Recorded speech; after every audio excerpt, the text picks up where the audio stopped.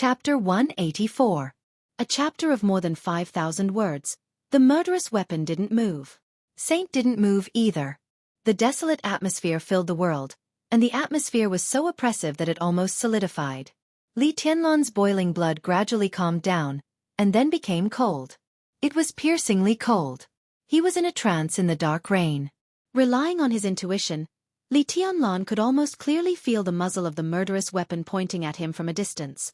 A huge sense of oppression and crisis completely enveloped him, as if he would turn into wisps of dust after a loud noise. Confrontation. It was quiet in the mountain forest.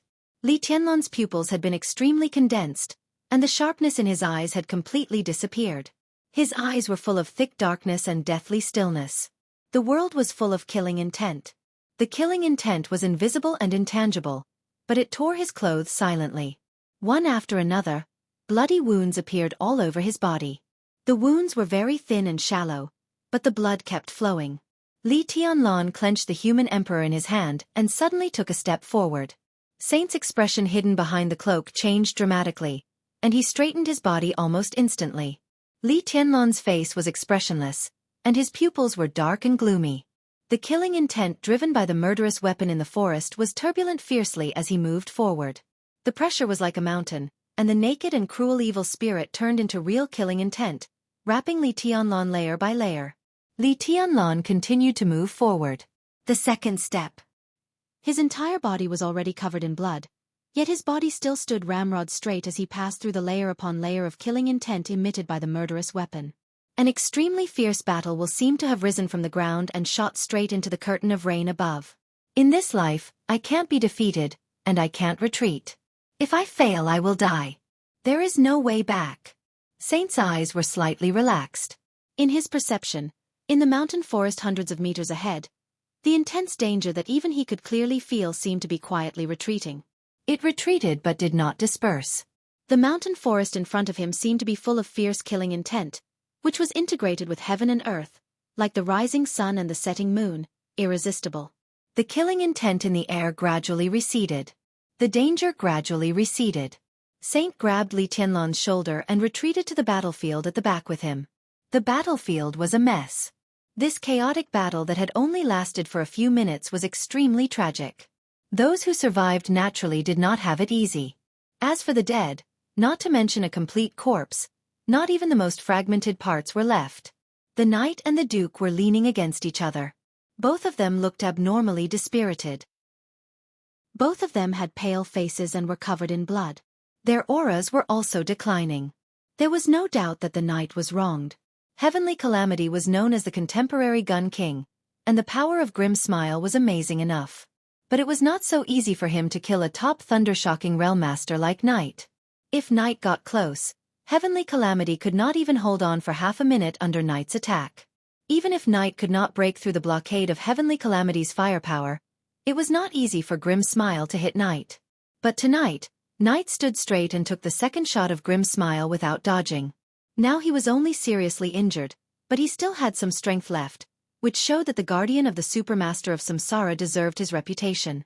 Dongqing Rushi had already woken up, as if she had just woken up from a dream. Her clear eyes were full of confusion, and she looked a little confused. Seeing Li Tianlan and Saint walking back together, her eyes slightly brightened. She struggled to get up and walk to him, but then she seemed to think of something. She waved her two tender white hands, and the night rain suddenly condensed into blue frost, and then turned into a cloud of semi-liquid water vapor. She forcefully wiped her dirty little face, but after so many days of fleeing, her face was dirty, so how could her palms be clean? As a result, she made use of the water vapor to smear her face more and more dirty. Unknowingly, she had smeared her dusty but still recognizable face into that of a real tabby cat. Even Li Tianlan, who was full of hostility, did not know whether to laugh or cry when he saw this scene. Saint's body slightly trembled in the black robe. As for Knight and Duke, they did not even look at her, as if they were afraid that laughing would affect their internal injuries. Dongqing Rushi also seemed to find something strange. She looked at her hands subconsciously, but she did not scream or get angry. She just stood there quietly, looking a little silly. Don't wipe it. Go back and do it slowly. Li Tianlan walked over and said softly. He looked at the people beside Dongqing Rushi who were still in a coma and shook his head. Coma was the most instinctive self-protection mechanism of the human body, which was good for their recovery. I'm very beautiful. Dongqing Rushi looked at Li Tianlan with her clear eyes that were as bright as stars and said in a serious tone. I can see that. Li Tianlan nodded. Facing Dongqing Rushi, it seemed that he had a headache and was a little embarrassed in any situation. I told Grandpa that I would marry you after I graduated. Last time you went to my house, I ran away.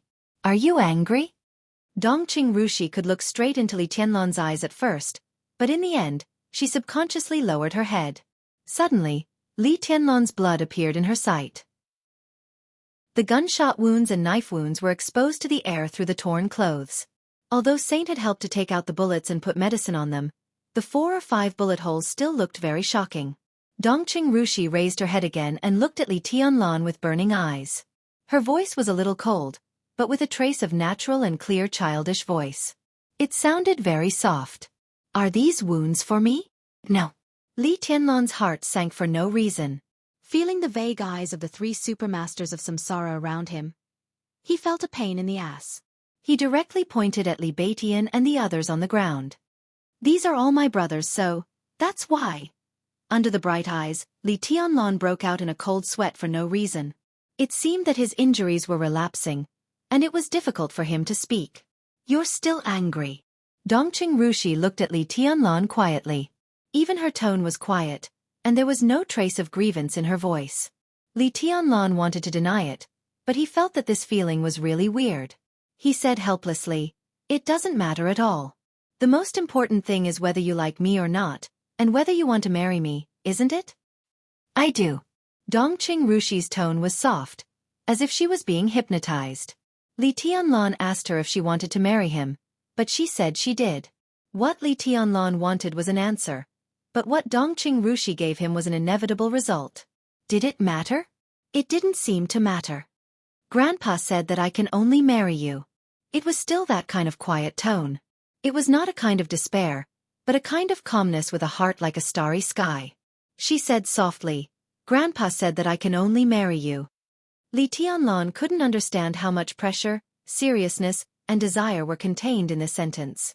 He only felt a little headache, but he couldn't hide his pride. Of course, he would never admit it. But perhaps every man would understand the kind of secret pleasure in his heart. Let's go back first. Saint suddenly said, This is not a place to stay for a long time. The first supermaster of samsara rarely spoke, but once he did, Li Tianlan felt that he was very natural and confident. Duke didn't know him for a long time, but when they occasionally chatted, Li Tianlan enjoyed some flattery from the 4th supermaster of samsara. Duke was naturally an expert, but in Li Tianlan's heart, his moral integrity had long fallen to the ground, and he didn't have any demeanor of a supermaster at all. Horsewoman was relatively soft and docile, and she just carried out Qin Weibai's orders. Flaming Fire's hostility to him was almost undisguised, or maybe she couldn't hide it, but she couldn't touch him. Li Tianlan felt conflicted for her. Only Saint was calm, mysterious, and indifferent. He was not cold, but his aura was extremely high. Only in him, Li Tianlan felt a little bit of the temperament of the supermaster of samsara. Li Tianlan nodded. Each of them took one person and carried the unconscious people on their backs. Through the forest. On the way back. About 5 kilometers away from the forest, an inconspicuous appearance of a bus had already stopped there. Under the dim night sky, the bus was like a well-disguised big bread. The tiny but conspicuous headlights shone on the winding road in front of them. The rain was drawn along the light into obvious silk lines. Saint walked in the front. Without greeting the driver, he carried Su Chu, who was the heaviest on his back, directly into the bus. The inside of the bus was not much different from the ordinary bus, but the distance between the seats was so wide that it made people feel relaxed and happy. The seats were all made of leather, which was soft and comfortable. Saint threw the behemoth Su Chu on the sofa, found a seat at random, and calmly ordered, "Start the bus." The engine of the bus made a very surging roar, and the bus slowly started. Li Tianlan put down Li Beitian on his back, and then sat beside him, panting. The medicinal powder that Saint applied to him on the way was very effective. When the medicine entered his body, he felt a sense of coolness all over his body, and even his spirit seemed to recover a lot.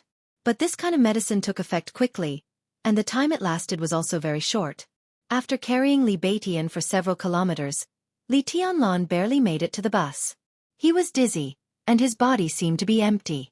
The feeling of weakness kept hitting his body, as if it was going to pull his consciousness into the darkness.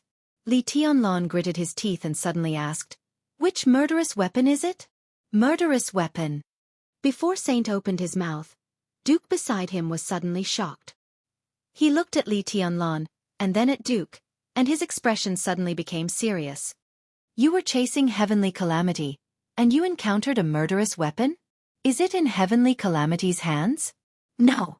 Saint was silent for a while, and then shook his head and said, "No force dares to lend a murderous weapon to Heavenly Calamity, and he is only in the fire-flaming realm. How useful can a murderous weapon be if it is given to him? The person with the murderous weapon is hiding in the darkness, and he didn't shoot, so we can't tell which murderous weapon it is." Li Tianlan panted, subconsciously touched his pocket, and took out a pack of cigarettes. But he didn't hold it firmly, and it fell directly under the sofa. Dongqing Rushi, who was sitting beside him, bent down to pick it up and lit it for him, without saying a word. Li Tianlan took a big drag on the cigarette, trying to cheer up his consciousness, which seemed to be about to pass out at any time. Of all the people present, it seemed that no one noticed that when he was chasing Heavenly Calamity, there was one less person on the original battlefield. Maybe someone noticed it, but they never suspected it. When did Dawn leave? Li Tianlan suddenly asked, and there was a kind of well-concealed coldness in his tone.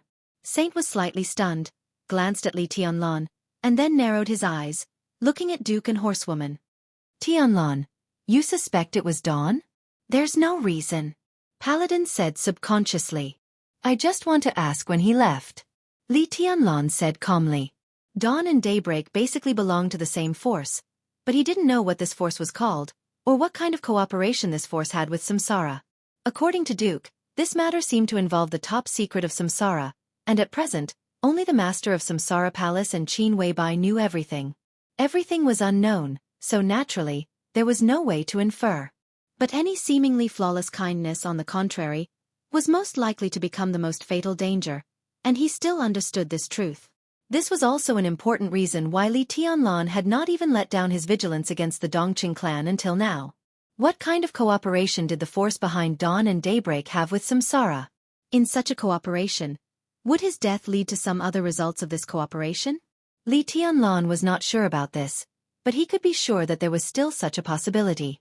The dark world was full of black and blood. How could good and evil be clearly seen under the intertwining of these two colors? Horsewoman thought for a moment, and her face suddenly became a little ugly. "He almost disappeared when you went after Heavenly Calamity.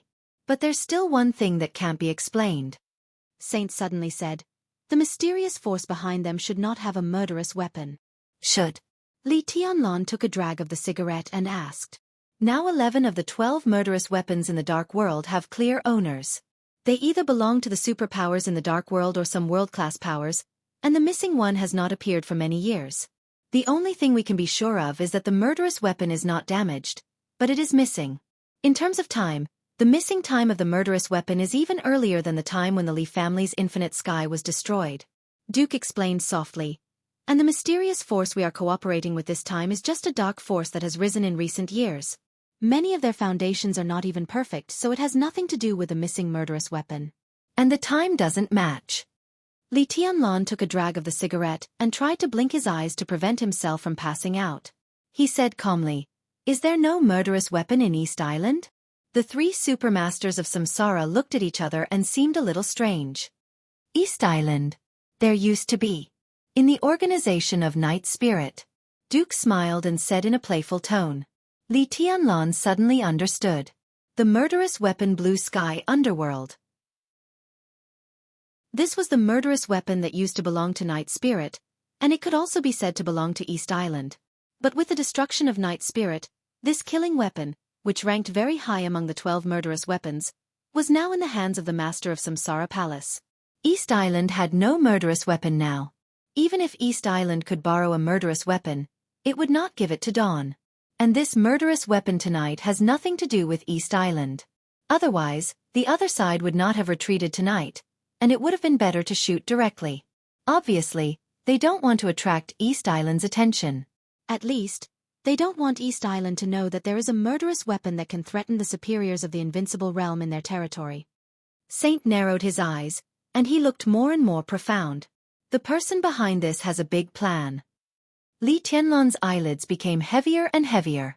In a trance, he seemed to remember the night when he first met Daybreak.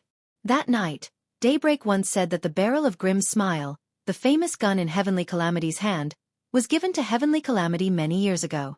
This was a superpower that was really hiding in the dark. What was the real face behind the darkness? Li Tianlan wanted to say something, but his consciousness became more and more dizzy. Darkness came to his eyes, and he passed out completely. There was silence in the bus. Dongqing Rushi sat beside Li Tianlan, staring at his face blankly. The light in her beautiful big eyes became dimmer and dimmer. She tried to blink a few times, but she refused to open her eyes again. The bus passed through the night rain, running on the mountain road at a high speed. The raindrops pattered on the window, and the atmosphere in the whole bus became a little weird. The bus went straight down. As far as the eye could see, in the distance in the rain, there seemed to be lights faintly. Duke finally spoke. He looked at Horsewoman seriously and said calmly, "Should we tell the palace master about what Tianlan said?" The dark cloak covered Saint's face, and his expression couldn't be seen, but his tone was still calm. "Don't worry. I will contact them again in the near future. Let's talk about it then." "I don't think so. What happened tonight was too dangerous. If you hadn't arrived in time." Duke thought of the sword that instantly shattered Rattlesnake's body hundreds of meters away, and then he thought of Heavenly Calamity's shot. He shook his head. "In fact, you were still late." "If." "There is no if." Saint suddenly shook his head. "Even if I didn't show up, nothing would have happened." He turned his head and seemed to look at Duke through the cloak. He said in a low voice, "Have you forgotten Dongqing Rushi's sword?" Duke's expression froze, and the sword intent of myriad paths peerless appeared in his mind. He opened his mouth and said subconsciously, "How did you do that?" Saint was a little confused. "I mean, how did you turn that sword into another sword?" Duke was smiling, but his smile was very forced. Saint was silent for a full 5 minutes, and then he said slowly, "That sword strike was the real invincible sword intent, which was equivalent to the full attack of an invincible realm expert. It was the remaining sword intent in the silent sword, and Dongqing Rushi could trigger it at the cost of her life and that sword. Do you think I could suppress such a sword strike? And even turn it into another sword?" Duke forced a smile, as if he was suppressing the fear in his heart. "So, you didn't do it?" Saint's body stiffened. After a long time he said blandly, "Of course it wasn't me. If it wasn't Saint, who else could it be?" Duke didn't dare to think about it for a moment. If it wasn't Saint, it meant that just now, under everyone's eyes, there was a super expert who made a move? He was able to suppress Dongqing Rushi's invincible sword and hide it from everyone's eyes. There was no doubt that he was also a real invincible realm expert. Why did such a person save Dongqing Rushi? Did an invincible realm expert make a move just to save people? Duke tried to make himself believe in this kind reason, but he felt more and more uneasy. It was obviously a good result, but all he could feel was malice. "Now East Island," Saint hesitated and said blandly, "the situation is out of everyone's control. Anyway, be careful from now on." He glanced at Li Tianlan, who was in a coma, and continued, "Anyway, protect this guy. If something happens to him, the boss will go crazy." "I'll try my best." Duke smiled, but his smile looked worse than crying. Saint didn't say anything. He just quietly turned his head and looked out of the window. Through the cloak and the blurry window, the rain and lights outside the car were mixed together, hazy and blurry. The night was thick. The road ahead was bleak and blurry. Only the rain flew tirelessly and messily, sprinkling all over the city. Chapter 185. When he opened his eyes, the first thing he saw was the warm and bright sunshine outside the window. The general trend was surging. It was raining and raining in East Island. The soft light passed through the dense treetops in the yard and through the window, forming a few lines of light with dust on the floor. The quietness seemed to spread all over the world. Time flowed gently in the space, with a kind of indifferent elegance. Li Tianlan was in a trance. For a moment, he even felt that he was hallucinating. Before he closed his eyes, it was still dark and rainy in Zhongjing, and the neon lights were hidden in the extreme distance. It was just a moment when he closed his eyes. Where was this place? His thoughts were a little messy. He forced himself to sit up from the soft bed, which inadvertently affected the wounds on his body. The pain spread all over his body with weakness, which instantly woke him up. In the battle in the forest in Zhongjing, the superficial sword wounds were actually flesh wounds. The gunshot wounds he got in the process of chasing Heavenly Calamity were the most serious ones. 2 shots hit his abdomen, and 1 went through his shoulder. Fortunately, the pistol named Whisper wasn't very powerful. It just had a fast shooting speed and a strong penetrating power. If it didn't hit the vital parts, it wouldn't be fatal. Otherwise, if the bullets of Whisper had half or even 1/3 of the power of Grim Smile, he would have died without a whole body. Li Tianlan silently felt his state, looking calm. Although he didn't die in this battle, it wasn't optimistic either. The gunshot wounds caused a lot of bleeding, which almost triggered the previous injuries.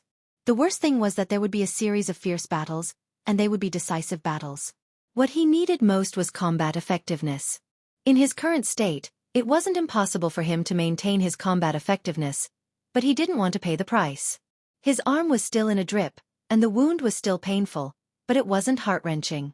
It seemed that he had applied medicine again. Li Tianlan sighed. Now that he was completely awake, he knew that he was back to the small courtyard in Changdao with excellent environment and concealment. He was about to get out of bed to move his body. Just as he was about to get out of bed, the bedroom door was pushed open. Ning Qianqing, who was in combat uniform, carrying a gun and a long sword, walked in. He was almost fully armed. Seeing Li Tianlan, who was about to get out of bed, he was slightly stunned and then surprised. "You're awake? Damn, you're finally awake." Li Tianlan didn't understand why he used the word, finally. He asked in confusion, "Where are you going?" He paused and suddenly asked thoughtfully, "How long was I unconscious?" 3 days. Ning Qianqing quickly said, "Qing Yan and I live next door to you. We wanted to see how you were before we set off. How do you feel now? I'll call the doctor." Before Li Tianlan could speak, he took out his mobile phone and dialed a number. It seemed that he was calling Horsewoman. Li Tianlan didn't care about this. His face had become extremely ugly. 3 days. He was in a coma for 3 days?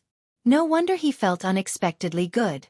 After such a long time, with all kinds of medicine, his injury had at least recovered a little with his physique. After all, he had drunk a whole set of immortality potions from the Wang family of Beihai. In terms of recovery ability, almost no one could match him. But even after 3 days of recovery, he was still extremely weak, which showed how serious his injury was before he fell into a coma. According to his own estimation, he was in a coma for 1 night at most. 3 days. In this sensitive period, too many things could happen in 72 hours. "How are they?" Li Tianlan lowered his voice and asked in a deep voice. His question was unclear, but Ning Qianqing immediately understood what he meant. He thought for a moment and tried his best to give a concise answer without losing the main point. "The current situation looks pretty good. I know some things. It seems that you had some Sara use their special channels? Some of our people who were scattered outside were picked up and brought back, about 700 people. Now they have safely arrived in Changdao. In addition, about 200 people died, and about 300 people are trapped outside Changdao." Li Tianlan listened quietly and didn't say a word. Ning Qianqing was talking about the people on the list. There were about 1,200 people. 700 people arrived in Changdao safely, 200 people died, and the remaining 300 people were still outside with the help. But what about the people who were not on the list? The Battle of Changdao was imminent, and the situation was extremely chaotic. It had reached, or even completely exceeded, the result that Zhongzhou State wanted. Whether it was Zhongzhou State, Changdao, or other dark forces in the dark world, they obviously didn't have the patience to prolong the chaos indefinitely. Obviously, at this time, they didn't have the patience to prolong the chaos indefinitely, especially Changdao. This was their home field, and the so-called final battle was naturally decided by them. In 3 days, It seemed that the Battle of Chongdao, which was originally imminent, was suddenly brought closer to Li Tianlan. In addition to these people, there are less than 300 people who are also trying to break out. Some of them have already contacted us. Right now, everyone is close to Chongdao. Everyone is ready for battle. We're not going anywhere. We're just waiting for orders. In recent days, East Island's defense line around Chongdao has been broken through several times. They have suffered heavy losses, so they've stepped up their defense. Now we've contacted most of the people outside Chongdao. We'll attack from both inside and outside at the most suitable time, and try to get as many people into Chongdao as possible. Ning Qianqing walked over, took off the potion hanging above Li Tianlan's arm, and held it in his hand. He said with a smile, "Let's go. I'll go out with you to see the sunshine." Li Tianlan nodded and walked out of the room. He was still thinking about what Ning Qianqing said in his mind. Right now, there were at least 700 special warfare elites of Jianghu state in Chongdao. If they counted carefully, the number might be close to 800. After all, a small number of people broke into Chongdao before Samsara used special channels to receive them. Right now, there were about 600 people trapped outside. All in all, it was 1,400 at most. This also meant that nearly one-third of the 2,000 elites who entered East Island at the beginning had been lost. And with the final breakthrough, the number would definitely increase. East Island set up the defense line around Chongdao not because they didn't want the elites of Jianghu state to enter Chongdao. The purpose of the defense line was to make Jianghu state lose more blood. Now in the outside world, almost every elite of Jianghu state was followed by the elites of East Island. The pursuit had been going on for several days. From this point of view, the final breakthrough was almost as important as the Battle of Chongdao that might break out at any time. The goal of Jianghu state was to let more people enter Chongdao and gather their strength to deal with the final battle. And East Island hoped to reduce the number of elites of Jianghu state without paying a heavy loss. So they would chase behind and set up the defense line in Chongdao, in order to attack from the front and the back and kill all the elites of Jianghu state as much as possible. If they could kill all of them, there would be no Battle of Chongdao. Even if they couldn't kill all of them, as long as they killed most of them, the small number of Jianghu state people who entered Chongdao was nothing to worry about. So this battle was bound to be extremely tragic. Is there any information that we can use inside East Island? Li Tianlan asked in a low voice. He was indeed very weak now, and he could almost feel the exhaustion when he moved. But in such a state, he should be able to maintain some combat effectiveness. And as time went by, his condition would get better and better. No. Ning Qianqing shook his head. Recently, it's hard for us to get any information from inside East Island. We have very little information about the defense line around Chongdao. Just as he expected. As Li Tianlan expected, the last surprise attack around Chongdao was the rehearsal of the final battle. East Island would definitely block the news as much as possible to prevent the information from being leaked as much as possible while investing more forces. From this point of view, people from Jianghu state were undoubtedly in a passive position. Because even if they wanted to rescue the elites outside Chongdao, they lacked the information about the defense line around Chongdao. How strong was the defense line that Chongdao set up around Chongdao? Did it have the hope of breaking through, or was it a complete steel plate? No one could say for sure. Judging from the fact that Ning Qianqing was fully armed and ready to fight at any time but didn't give any orders, it was obvious that the commander of the operation was also hesitating. Li Tianlan hesitated for a while and said nothing in the end. In fact, he knew that the intelligence network that Han Shixuan of Jianghu state had built in East Island over the years was uprooted, which was an important reason why it was hard for Jianghu state to receive relevant information from East Island. But Samsara was different. The mysterious force that cooperated with Samsara now had a much deeper foundation and covert level than the network set up by Han Shixuan. If this mysterious force took action, even if they couldn't get the core secrets of East Island, they could still get some not-so-secret secrets. At least Jianghu state wouldn't be at a loss like this. Obviously, this was a force that only cooperated with Samsara at the moment. Samsara cooperated with Jianghu state to plot against East Island. But what was the purpose of cooperating with this mysterious force? What was the purpose of this mysterious force? Vaguely, Li Tianlan seemed to have some feelings, or intuition. Maybe it was what Samsara really needed. Or maybe it was this mysterious force hiding in the dark that Samsara really wanted to cooperate with. and their ultimate goal might be conflict with Jianghu state, or even the opposite. Li Tianlan felt a little complicated. Yes, it was complicated. He still believed in Qin Wei Bai 100%, but when he thought of samsara, he always felt a little weird. If everything proved to be true later, was his silence today a form of treason in another sense? Treason? Humph. Did he belong to Jianghu state? He kept hypnotizing himself, but Li Tianlan was getting more and more agitated. If he really thought about this question carefully, even he couldn't grasp his feelings. The general trend was unpredictable. People's hearts were unpredictable. His stance seemed even more unpredictable. The only thing that he firmly believed in was that he always believed that neither samsara nor Qin Wei Bai would hurt him. But he and Jianghu state were two different things. Qin Wei Bai thought so. Even Li Tianlan himself vaguely seemed to think so. But why did he feel a little uncomfortable in his heart? Give me a cigarette. With Ning Qianqing's help, he walked into the yard. Bathed in the sun, Li Tianlan's pale face seemed to glow slightly. Ning Qianqing handed him a cigarette and lit it for him. Li Tianlan took a deep breath. After a long silence he said softly, "Anyway, it's good to be alive." Ning Qianqing obviously didn't understand what he meant. He just thought he was talking about the battle in Zhongjing 3 days ago. He nodded with a smile and said, "Indeed, it's good to be alive. Fortunately, you guys arrived in time. I really thought I was going to die at that time, but when I woke up, I felt much better. Someone must have fed me medicine." Li Tianlan's heart skipped a beat. He vaguely felt that something was wrong, but he couldn't tell what was wrong. He shook his head and stopped thinking about it. He suddenly asked, "Is there any news about the second batch of elites entering East Island?" Ning Qianqing was obviously refreshed. He nodded, and his eyes gradually glowed with a hint of fanaticism. "There is news. General Gong Sun Qi of 9 Heavens will land in Juban in 2 hours. Flaming Fire Supermaster has already left in the morning." Gong Sun Qi, Gong Sun Qi. Li Tianlan's eyes flickered, and he said softly, "How many people are in the second batch?" "About 600. Ning Qianqing's face seemed a little unnatural. He said, "Because time is too tight, there is no time to lurk, so we can only pursue quality. Although the second batch is small, all of them are real elites. 600 fire flaming realm experts. Jianghu state is really going all out this time." Li Tianlan's eyes were solemn, and his face was expressionless.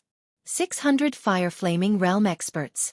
How many fire flaming realm experts were there in the entire Jianghu state? The power of the whole country, the plan to topple a country, these 8 words were really not exaggerated at all. At all costs. These 4 words were appropriate. But what Li Tianlan didn't know was that Jianghu state was going all out in this battle. And the Eastern Theater of Operations of Jianghu state was even more so. What Ning Qianqing didn't say, or was unwilling to say, was that in this battle, General Ning Ziyuan, the commander of the Eastern Theater of Operations of Jianghu state, had almost lost his mind. Among the hundreds of thousands of troops in the entire Eastern Theater of Operations, Ning Ziyuan had mobilized more than 90% of the fire-flaming realm experts for this battle. Even if it was for the sake of victory, such a method could almost be called deranged.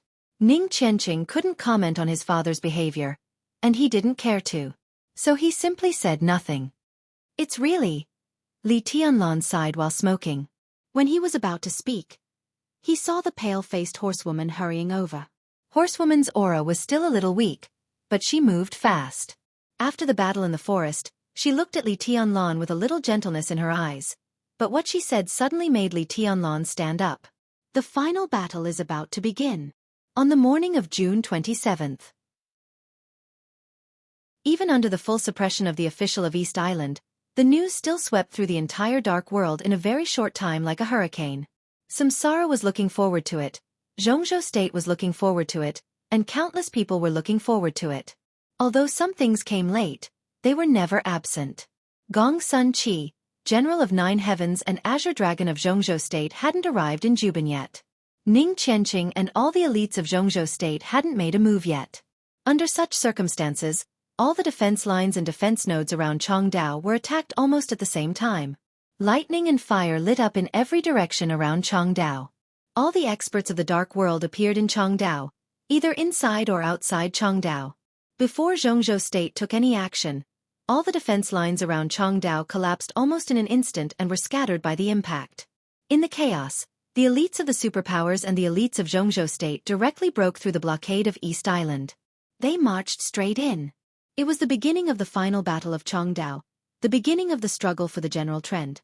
This was a disaster for East Island, but it was a feast for the Dark World. In the chaos, the forces of the Dark World began to step onto the stage of Changdao one after another. All the people in the world attacked East Island together. This chapter was written yesterday, so there was at least one chapter today. He hurriedly glanced at the circle of readers. It seemed that a brother said, "I won't reply to messages." He felt guilty and really didn't dare to read it. He was too ashamed to read it. Once he read it, he would definitely explode. He hurriedly glanced at it and didn't see the whole content clearly. Chapter 186. Undercurrents were surging in the Dark World. Jianghu state was not peaceful, either. In the whole late June, in a hidden place unknown to the world, countless seemingly accidental but inevitable things were running in an intense and orderly manner. Jianghu state, East Island, Northern Europe, North America.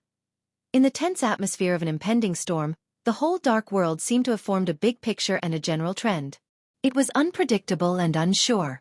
For the people in the game of Jianghu state, they spent most of the last half of June in meetings. The meetings of the Decision-Making Committee, the Army Headquarters, the Special Warfare Conference of Kunlun City, the internal meetings of various combat agencies, and the joint meetings of various agencies. Busy. Under the calm surface, everyone was busy. Chaos. Nothing happened, but everyone had a sense of chaos that was extremely uncomfortable. But there was order in the chaos.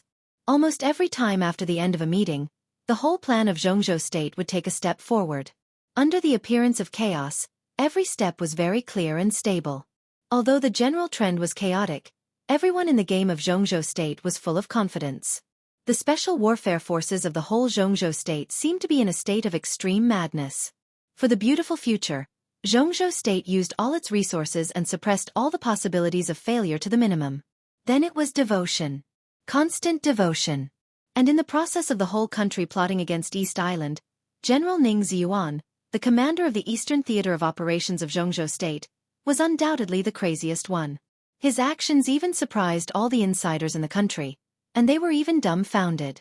As the strongest supporter of the plot to overturn the country, among the first batch of nearly 2,000 special warfare elites of Jianghu state that sneaked into East Island, almost 500 of the most powerful elites were from the Eastern Theater of Operations. Among the 5 theaters of operations, Kunlun City, various special warfare agencies, and the 2 special warfare academies, the Eastern Theater of Operations directly took out a quarter of its manpower.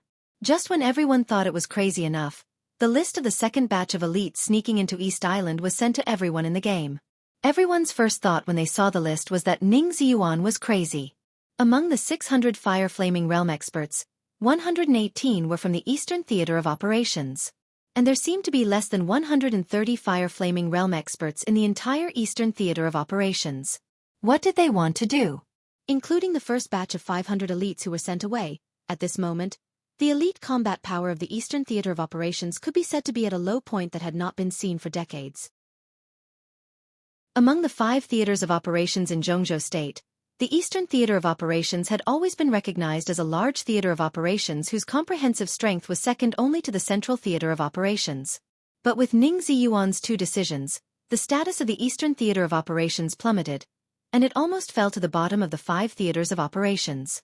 Moreover, this kind of strength was destined to be a strength that could not be made up for in a short period of time. After all, it wasn't as simple as sending people to East Island. When people were sent out, the files of the elite soldiers belonging to the Eastern Theater of Operations would also be destroyed in the database of the Eastern Theater of Operations. From this point of view, every elite of the Eastern Theater of Operations who entered East Island could actually be regarded as a member of the Snowdance Corps.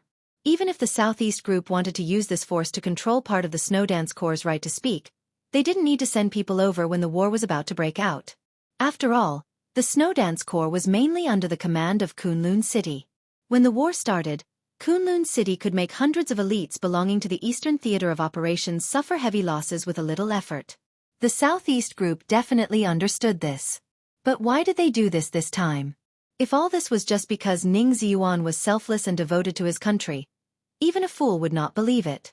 But after everyone in the game observed the major groups in Jianghu state, it was hard for them to detect any undercurrents. Although people intuitively felt that this was a game between the Southeast Group, the Special Warfare Group, and even more groups, now at least on the surface, the major groups were united and working hard for the plan of Jianghu state. At least, President Li Huaqing had praised Ning Ziyuan's spirit of serving his country wholeheartedly on different occasions. However, Ning Ziyuan's behind-the-scenes boss, Wang Tianzong, patriarch of the Wang family of Beihai, had been silent. Wang Tianzong became more and more silent. Gradually, the eyes of some people with ulterior motives shifted to Ning Ziyuan. The general trend in the dark world was fluctuating, but Jianghu state was completely normal. But this seemingly normal was the biggest abnormality. When the general trend in the distance attracted everyone's attention, there would often be some quiet changes around them. They were not obvious, but they might be extremely important. More and more people began to study Ning Ziyuan. He was low-key, silent, forbearing, kind, tough to the outside world, weak to the inside world, good at compromise and giving up, good at dealing with complicated situations. This was Ning Ziyuan in everyone's impression. In the past many years he had been like this. But now, it seemed to be the same. The afterglow of the setting sun cast the last trace of light on the horizon. The bright moon had just risen, and the setting sun had not disappeared.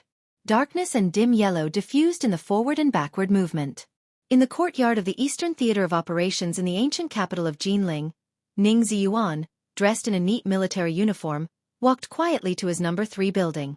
Along the way, the patrolling guards occasionally saluted him, and Ning Ziyuan always returned the salute meticulously. His actions were not perfunctory at all. This general, who could be said to be a top figure in the military of Jianghu state, had an ordinary figure and appearance. In the trance of the approaching night, his military uniform with military ranks did not seem to enhance his aura at all. Instead, it made him look more low-key. Most of the time, Ning Ziyuan's expression was peaceful. He was not serious, deep, kind, or ordinary. Instead, he gave people the feeling that he was thinking about something seriously. The outside world's evaluation of him was either weak, low-key, or disdainful, but his control over the Eastern Theater of Operations had never been doubted at all. In the compromises over the years, the real power figures from other groups in the Eastern Theater of Operations had changed again and again, but no one had really made Ning Ziyuan suffer a loss. Even Tan Qinghua, a powerful general of the Prince Group, did not gain any advantage in the battle with Ning Ziyuan. Not only did his son die, but he was also forced to leave the Eastern Theater of Operations, which he had been operating for several years, alone. All these results were achieved by Ning Ziyuan's seemingly compromise step by step. Such means could simply be called wisdom. This military general, who was deeply trusted by Wang Tianzong, was definitely a real power figure worthy of careful study by anyone. But imperceptibly, he had become a figure that everyone would subconsciously ignore. In the darkness, he moved faster and faster. Ning Ziyuan passed by the patrolling guards and continued to walk to his residence. The guards stood there and looked at Ning Ziyuan for a long time. Then they shook their heads and continued to patrol. The transfer of a large number of elite experts in the Eastern Theater of Operations was not a secret. Although ordinary soldiers did not know where these people were transferred to, their departure from the Eastern Theater of Operations could not be hidden from everyone. In the last few days of June, not only the top officials in the entire Jianghu state were studying Ning Ziyuan, but even the guards in the Eastern Theater of Operations were also deeply curious about Ning Ziyuan's series of actions. Ning Ziyuan reached out to open the door of the 3rd building and walked into the hall. His wife was usually not here, and his son had already fallen out with him. It seemed that they would never see each other again. On weekdays, only he lived in this 2-story wooden building. It was so quiet that it was almost cold. Ning Ziyuan had long been used to this state. He walked past the porch and was about to turn on the light. The light is too bright. It's dazzling. A voice suddenly sounded from the living room. It was light, soft, and warm. The person's control of the voice was almost superb. The voice floated into Ning Ziyuan's ears and did not continue to spread backward. Ning Ziyuan's palm that was pressing the light switch slightly paused. The last ray of the setting sun outside the window completely dissipated. The light and shadow in the hall were hazy and silent. Ning Ziyuan calmly walked into the living room. Through the light and shadow, He vaguely saw the outline of a human figure sitting on the sofa in the living room. He just sat there quietly. He didn't drink the water, nor did he touch the fruit platter in front of him. He just sat there. This is not a place where you should be. Ning Ziyuan walked over and sat down opposite him, frowning. In the darkness, the black shadow who had been sitting there for God knows how long laughed silently. The meaning was unclear. Ning Ziyuan also seemed to feel that his words were a little inappropriate. He blew down his eyelids and said calmly, "At least for now, this is not a place where you should be. If something happens, we can contact each other through emergency channels, or we can meet somewhere else. It's always safer than here. I know you've been busy recently. And now I don't know how many people are watching you. Now, I'm afraid that the number of times you go to the bathroom will be recorded, right? How about it? Are you under a lot of pressure? Can you handle it?" The black shadow chuckled. In the darkness, his voice became softer and softer, with a very warm sense of intimacy. "I'm okay." Ning Ziyuan sighed, shook his head and said, "There's always pressure. But I have to do what I have to do." He reached out and rubbed his temples, then took out a folded piece of paper from his pocket and handed it to the black shadow in front of him. "My head hurts. I hope I can sleep well tonight. If there's nothing else, leave immediately. Every second you stay here, I'll be on tenterhooks for another second." "It's okay." The black shadow shook his head gently and said with a smile, "You've already mobilized almost all the masters in the theater, and the others can't find my traces. Moreover, it's just nightfall, so it's not a good time to leave even if I want to. I'll leave when it's late." Ning Ziyuan frowned and didn't say anything. The black shadow lowered his head and unfolded the A4 paper. In the darkness, the A4 paper was vaguely filled with words. They seemed to be names, and almost every name was marked with some simple symbols in black and red. A dark blue electric light flashed in front of the black shadow. The light illuminated the names on the paper and then went out in an instant. "Although I already know the result, I have to say that you're really crazy this time. It's worth it for us to take the risk to meet tonight just for this list." The black shadow shook his head and sighed, and his tone became softer.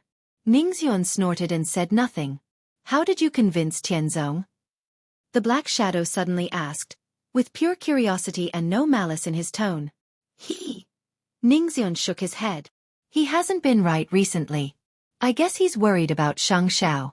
I made this decision, and Tianzong hasn't even talked to me. After all, it's the power of Jianghu state. It belongs to the Southeast Group, but it can't be said to be the private army of the Southeast Group. The president has expressed his position, so it's not convenient for him to say more." In the dark, the black shadow pondered for a while and then nodded. "Xianxia.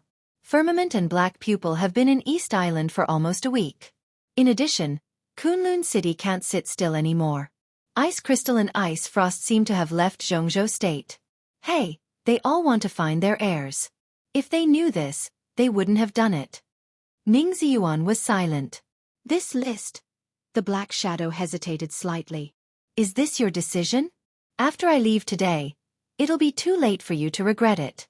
Now what?" Ning Ziyuan said blandly. "Regret? Am I qualified?" The black shadow fell silent. Did Ning Ziyuan have the right to regret it? No one could give a definite answer to this question except for himself. You, on the other hand, should think about the future. When everything comes to the surface, where will you go? Ning Ziyuan said blandly, "Slave of 3 surnames, that's not a good title." *T slave of 3 surnames. The black shadow sneered.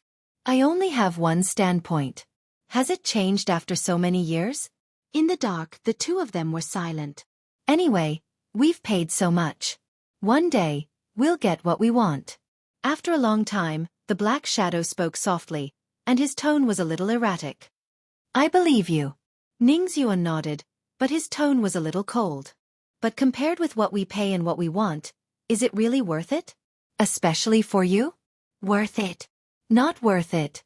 "Worth it." The black shadow murmured a few times and suddenly sneered. "So what if it's worth it or not? Dead people are dead." His tone was cold, but there was a kind of deep sorrow and guilt in the coldness of indifference. Ning Ziyuan's mouth moved. He couldn't see the black shadow's face clearly, so he didn't dare to look at it for a moment. "I'm sorry." The general opened his mouth and said in a dry and hoarse voice, "I'm sorry for what I did to you. That year. It was my decision for the overall situation." The Black Shadow shook his head and said in a low voice, "If you have the chance, say thank you to Xianxia for me."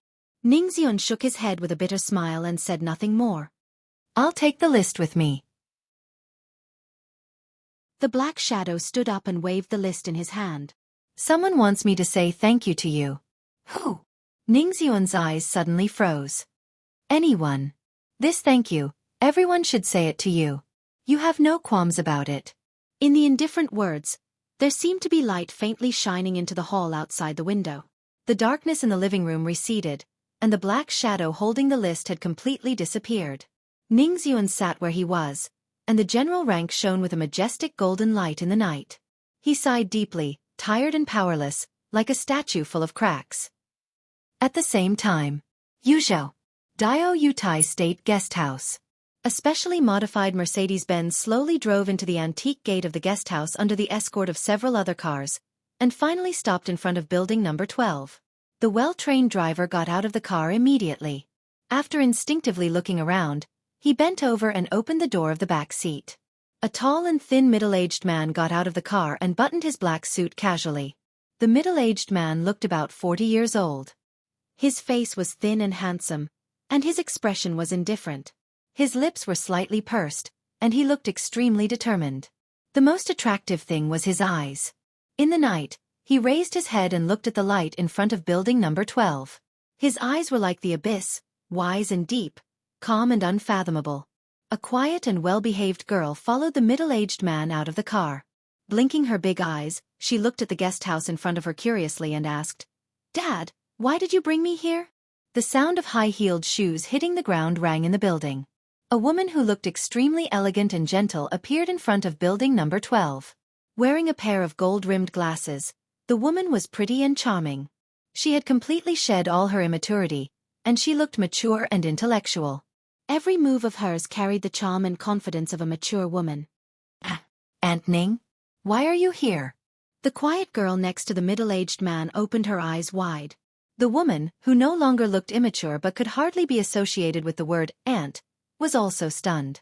Then she smiled sweetly and said, "Xinyan, why don't you stay in Huiting? What are you doing here? Were you tricked by your dad? Let me tell you, it's not too late for you to leave now. Your dad is up to no good. He probably tricked you to come here for a blind date. There are several young talents from Europe and North America upstairs. They are all first-class handsome men, but..." She paused and looked at the middle-aged man in front of her with a smile.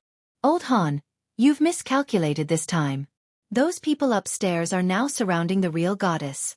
They look like they want to get close to her but don't dare to. It's as if it's a great honor for the goddess to look at them. How can Xinyan have a good impression of them when she sees them like this? At least in my opinion, they are not as pleasing to the eye as our Holong." "Professor Ning, you must be joking." The middle-aged man smiled indifferently.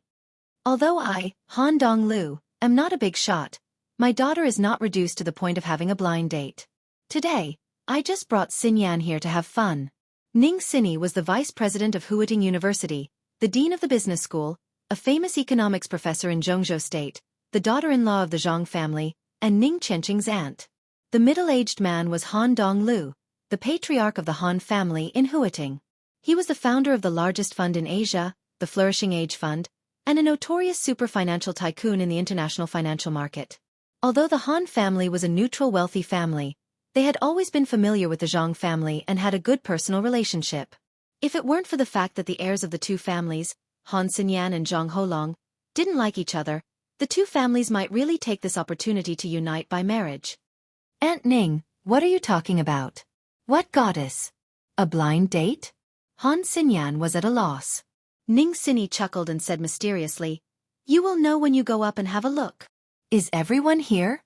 Han Donglu walked into building number 12 and asked casually. "It's not the appointed time yet." Ning Xini shook her head. "There are still a few who haven't come.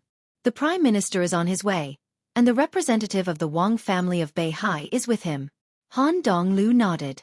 They came to the door of an exquisite conference room and pushed it open. There were only a few young people sitting in the conference room. There were 3 men and 2 women.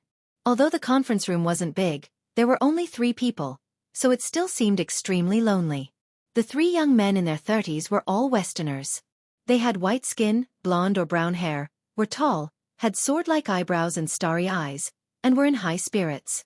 They were indeed rare handsome men from the West. When Han Donglu and the others came in, a woman who looked to be in her early 20s sat opposite the 3 Westerners, closest to the main seat. She seemed to say something casually. At that moment, the 3 young men, who had a strong aura, almost bowed forward at the same time. Even their smiles became eager. The man in the middle with dazzling blonde hair responded to the woman's words as fast as he could. His smile was so bright that it even reminded Han Xinyan of the pug she raised a few years ago that liked to wag its tail at her. The change was so clear and obvious that Han Xinyan opened her mouth subconsciously and looked stunned. She turned her head subconsciously.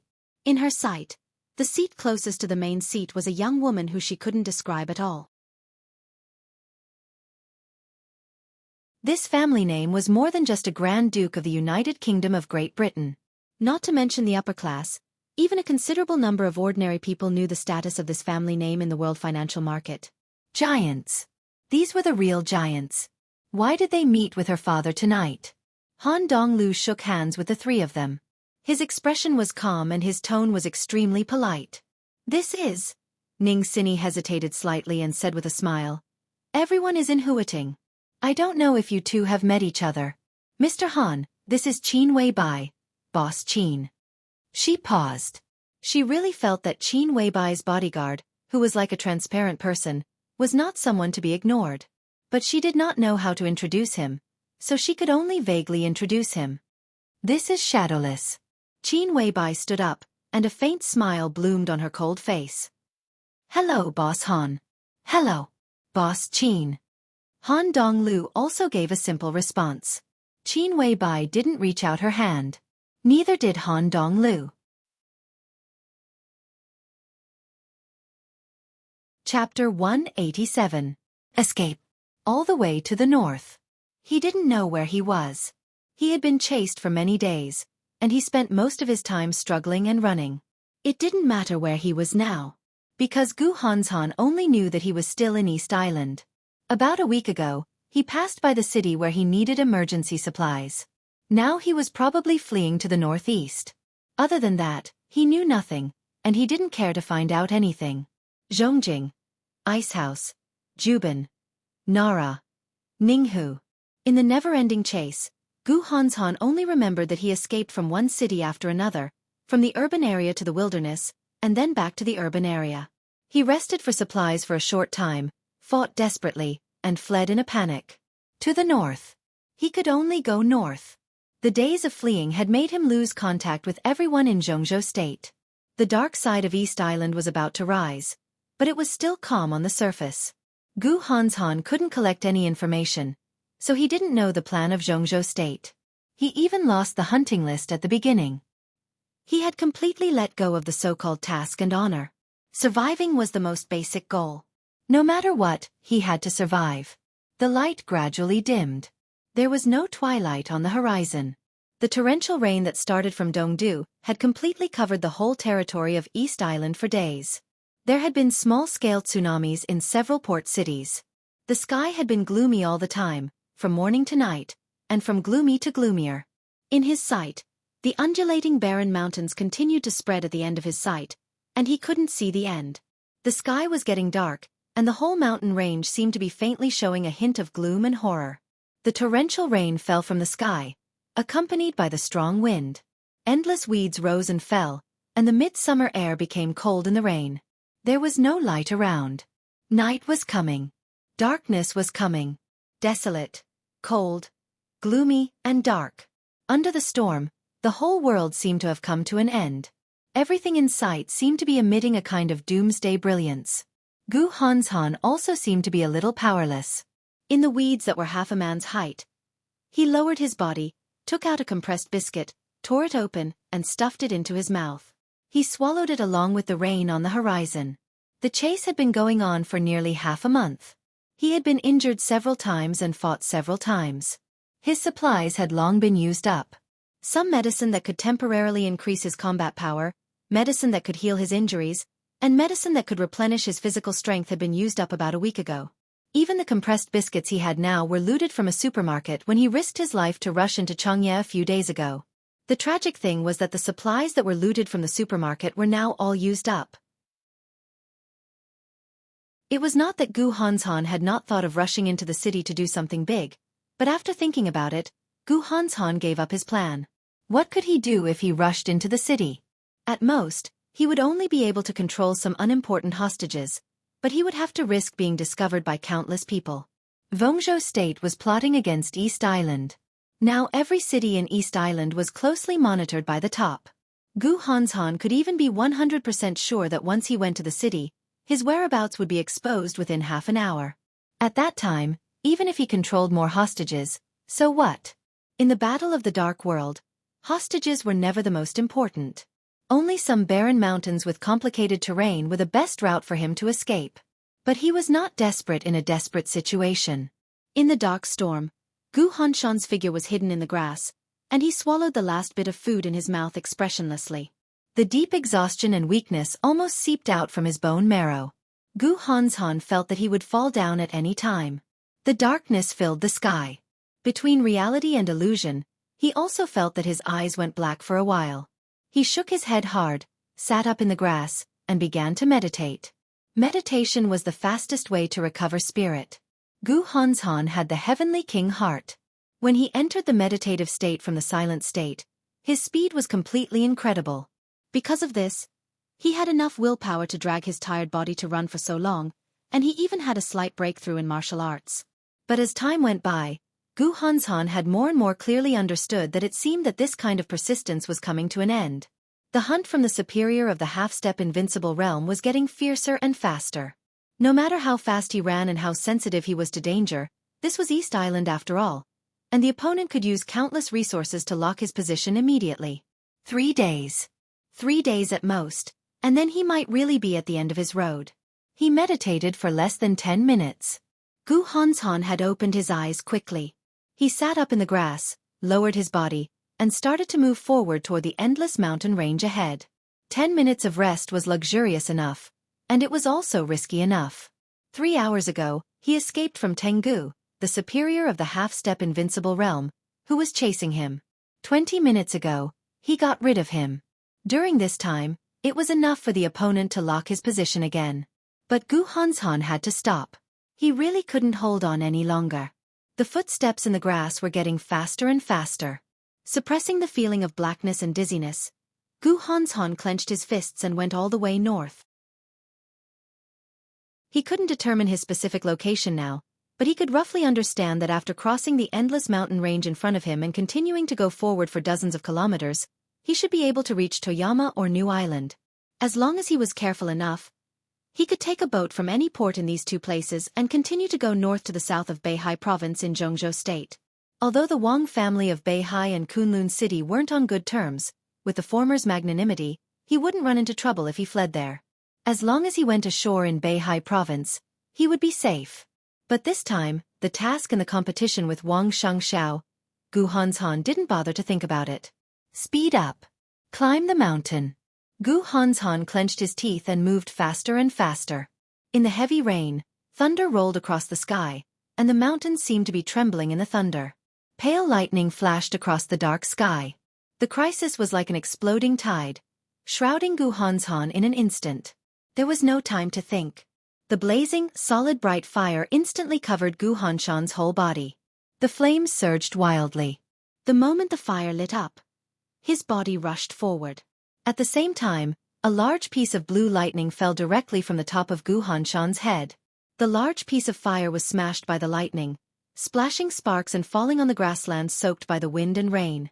The water vapor was evaporated in an instant, and the wild grass burned wildly. The bleak night was illuminated by the warm fire. In the fire, Gu Hanshan's firm face seemed to be pale and transparent. Heavenly Hound, the left advisor of Wuxia Palace, who took action as soon as the thunder sounded, floated in the air expressionlessly. A large amount of lightning swayed around him. Standing in the air, he looked mysterious and powerful, but his face was abnormally pale. Countless bolts of lightning struck the fire on Gu Hanshan's body, and the fire grew. Finally, when the fire disappeared, the lightning in front of Heavenly Hound also disappeared at the same time. Only the sparks that fell on the ground were still spreading rapidly. The fire quickly burned the wild grass about 10 meters around Gu Hanshan, and then it was extinguished by the rain. Thick smoke billowed. Heavenly Hound stared at Gu Hanshan through the thick smoke. The corners of his mouth rose slightly, with cruelty and resentment. He said softly, "Run, keep running.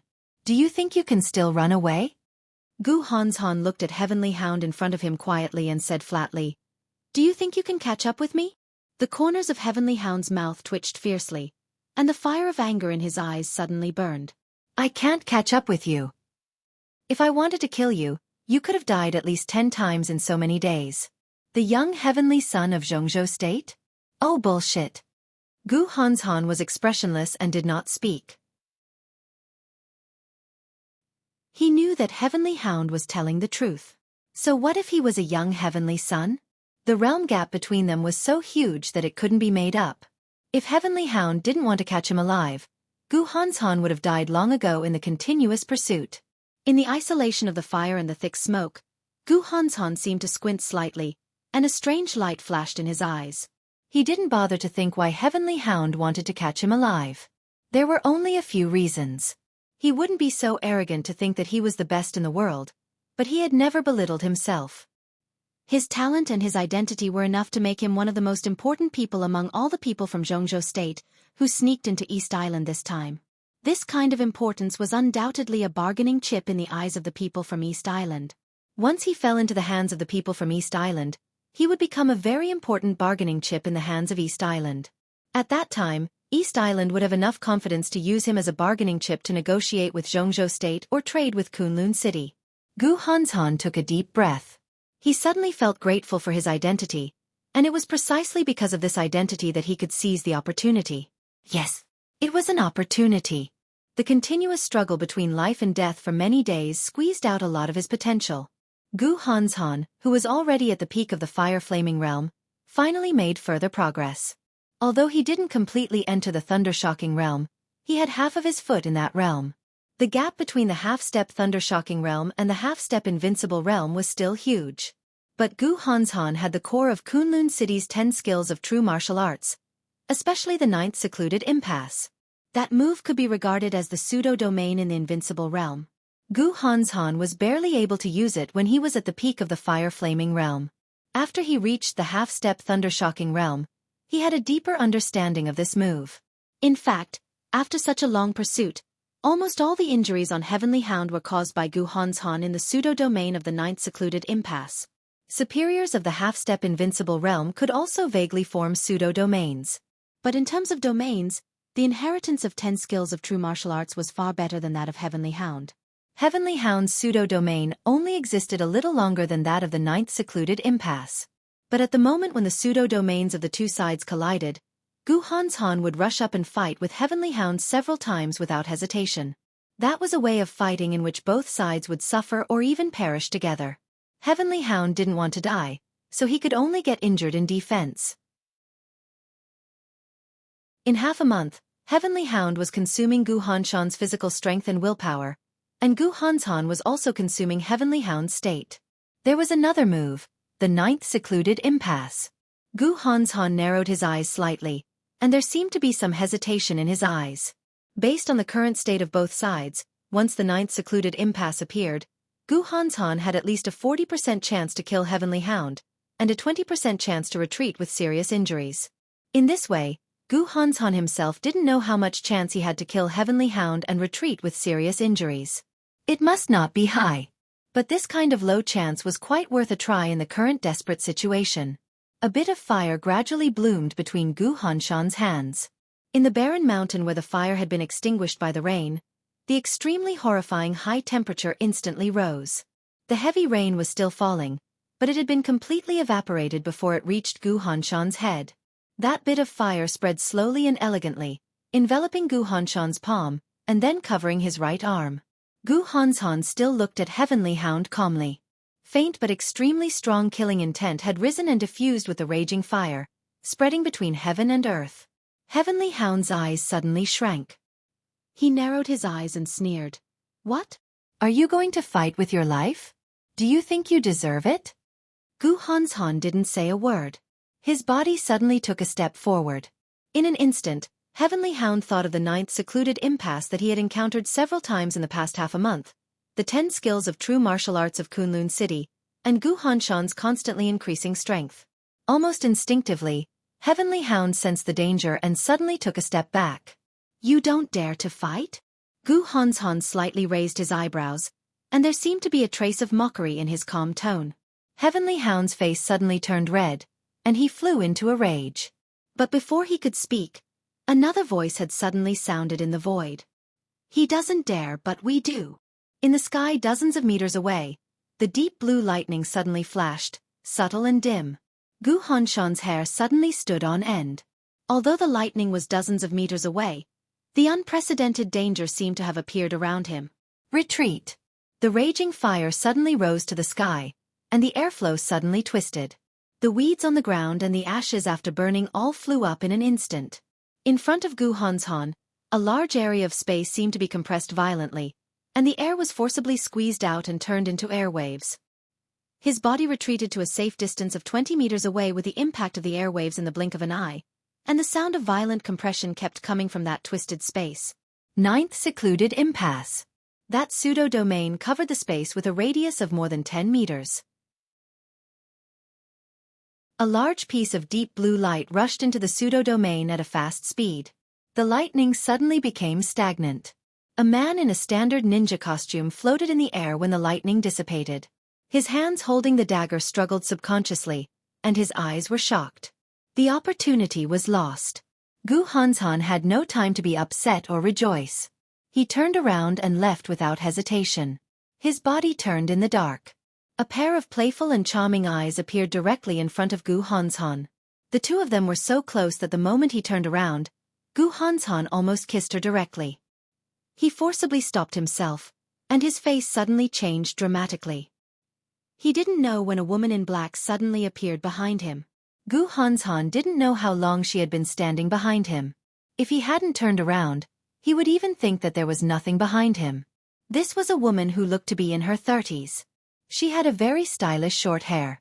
Because the two of them were so close, Gu Hanshan could even see the fine wrinkles at the corners of her eyes on her face that was no longer young. But this was not an ugly woman. Gu Hanshan completely subconsciously stepped back and tilted his head back. The woman's face suddenly appeared completely in his sight. It was a very mature and charming face, full of charm, with a very frivolous and flirtatious look, but not the slightest bit of killing intent. Gu Hanshan's body just took a step back, and in an instant, he was pulled forward again. The woman's face became bigger in his sight again.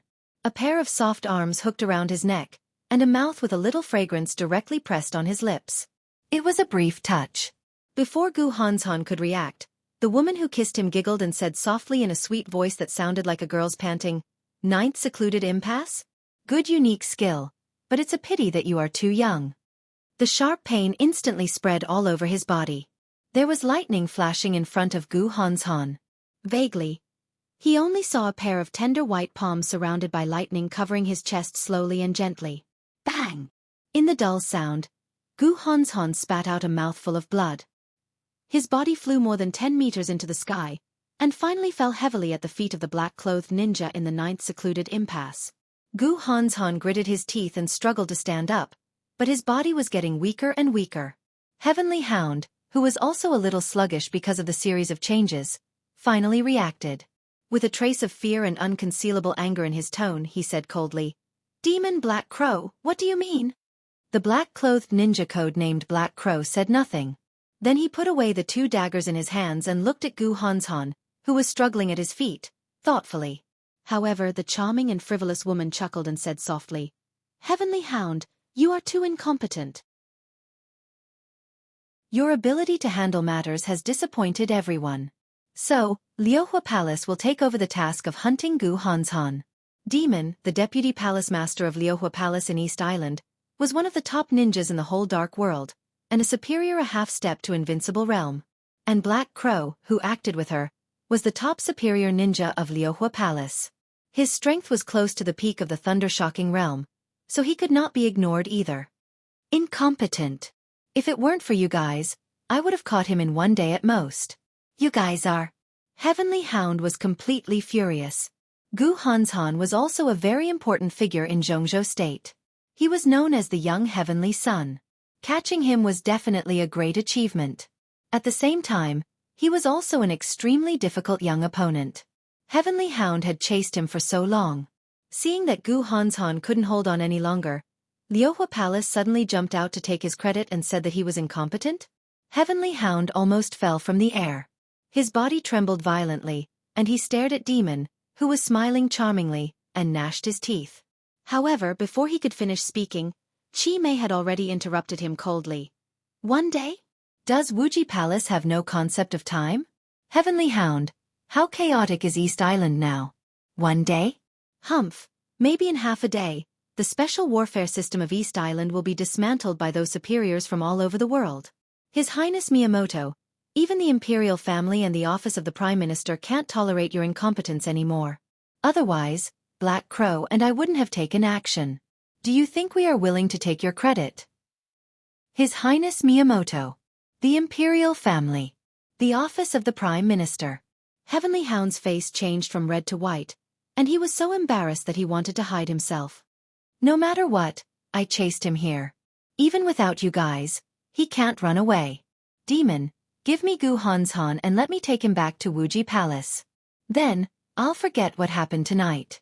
Heavenly Hound kept silent for 5 minutes and then slowly said, Wuji Palace? Demon smiled softly and shook her head. I think he's more suitable to be a guest in Liuhua Palace.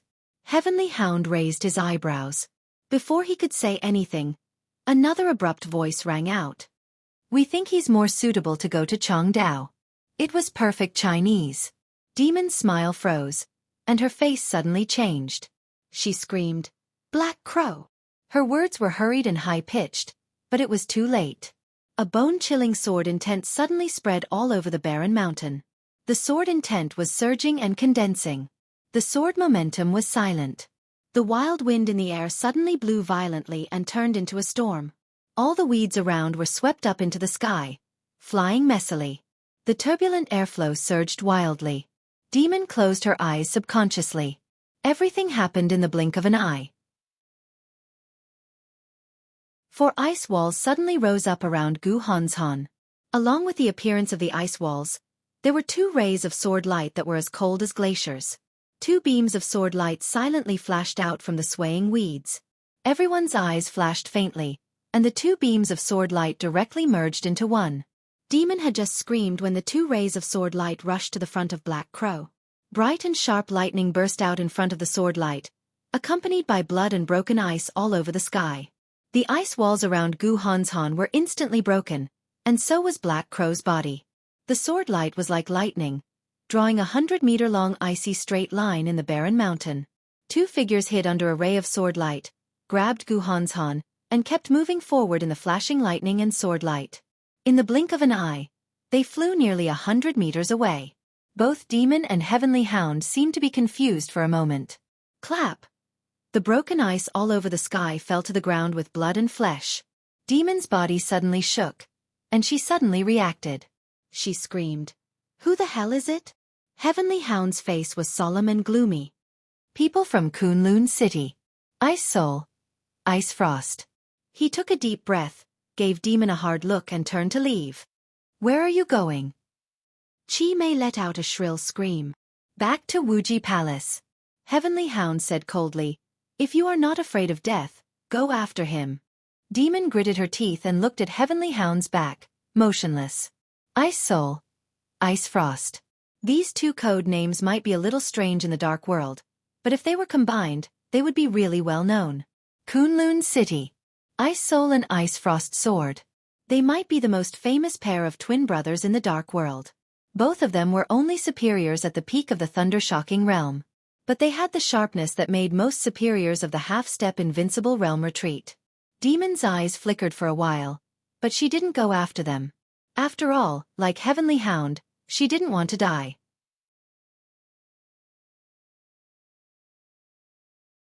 Chapter 188.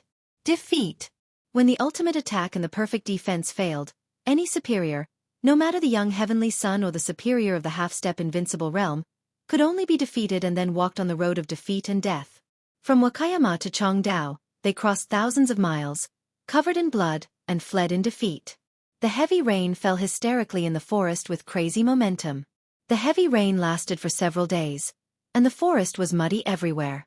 The wet and slippery ground had a slight upward slope, like a low hill. When going up against the slope, one needed to maintain physical strength and couldn't fly in the air. Every step was extremely uncomfortable. The rumbling footsteps behind him were getting closer and closer, as if thousands of horses and soldiers were galloping.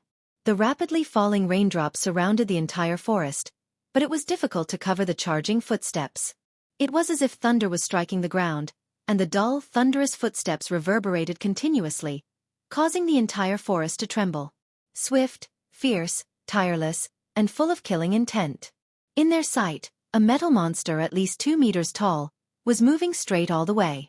The trees in front of him didn't seem to exist in his eyes, and they were broken in the straight way. One by one, the trees kept falling as he moved forward. The clear cracking sound of tree trunks broke through the sound of the rain, and now it was particularly ear-piercing. Damn it, again? Doesn't this monster have any weakness? In front of the forest, Wang Xianxia, the heir of the Wang family of Beihai, known as the strongest expert of the young generation in Jianghu state, looked at the tall figure rushing toward him. The corner of his mouth twitched slightly, and he finally couldn't help but swear. This young prodigy, who was gentle most of the time, had a pale face. His clothes were tattered, dirty, and stained with mud and blood. He looked like a beggar, but his mental state was not bad. At the very least, when he cursed, he was full of energy. If he really had a weakness, he wouldn't be the leader of the Kusanagi force. A woman in black stood beside Wang Xianxia and said in a flat tone. Black seemed to be the woman's biggest feature. She wore black clothes, black shoes, black hair, and even her skin was dark. The woman wasn't beautiful, because her appearance was too plain, and it was hard to tell her age. This was a woman who wouldn't attract attention anywhere, but she had a pair of extremely weird eyes. Black eyes. Her eyes were huge, but there was no white in her pupils. They were all black, and a faint luster flickered in her pupils. They were dim and gloomy, like a malicious spirit, making people shudder. She stood quietly beside Wang Xianxia, watching the metal monster approaching, motionless. Run.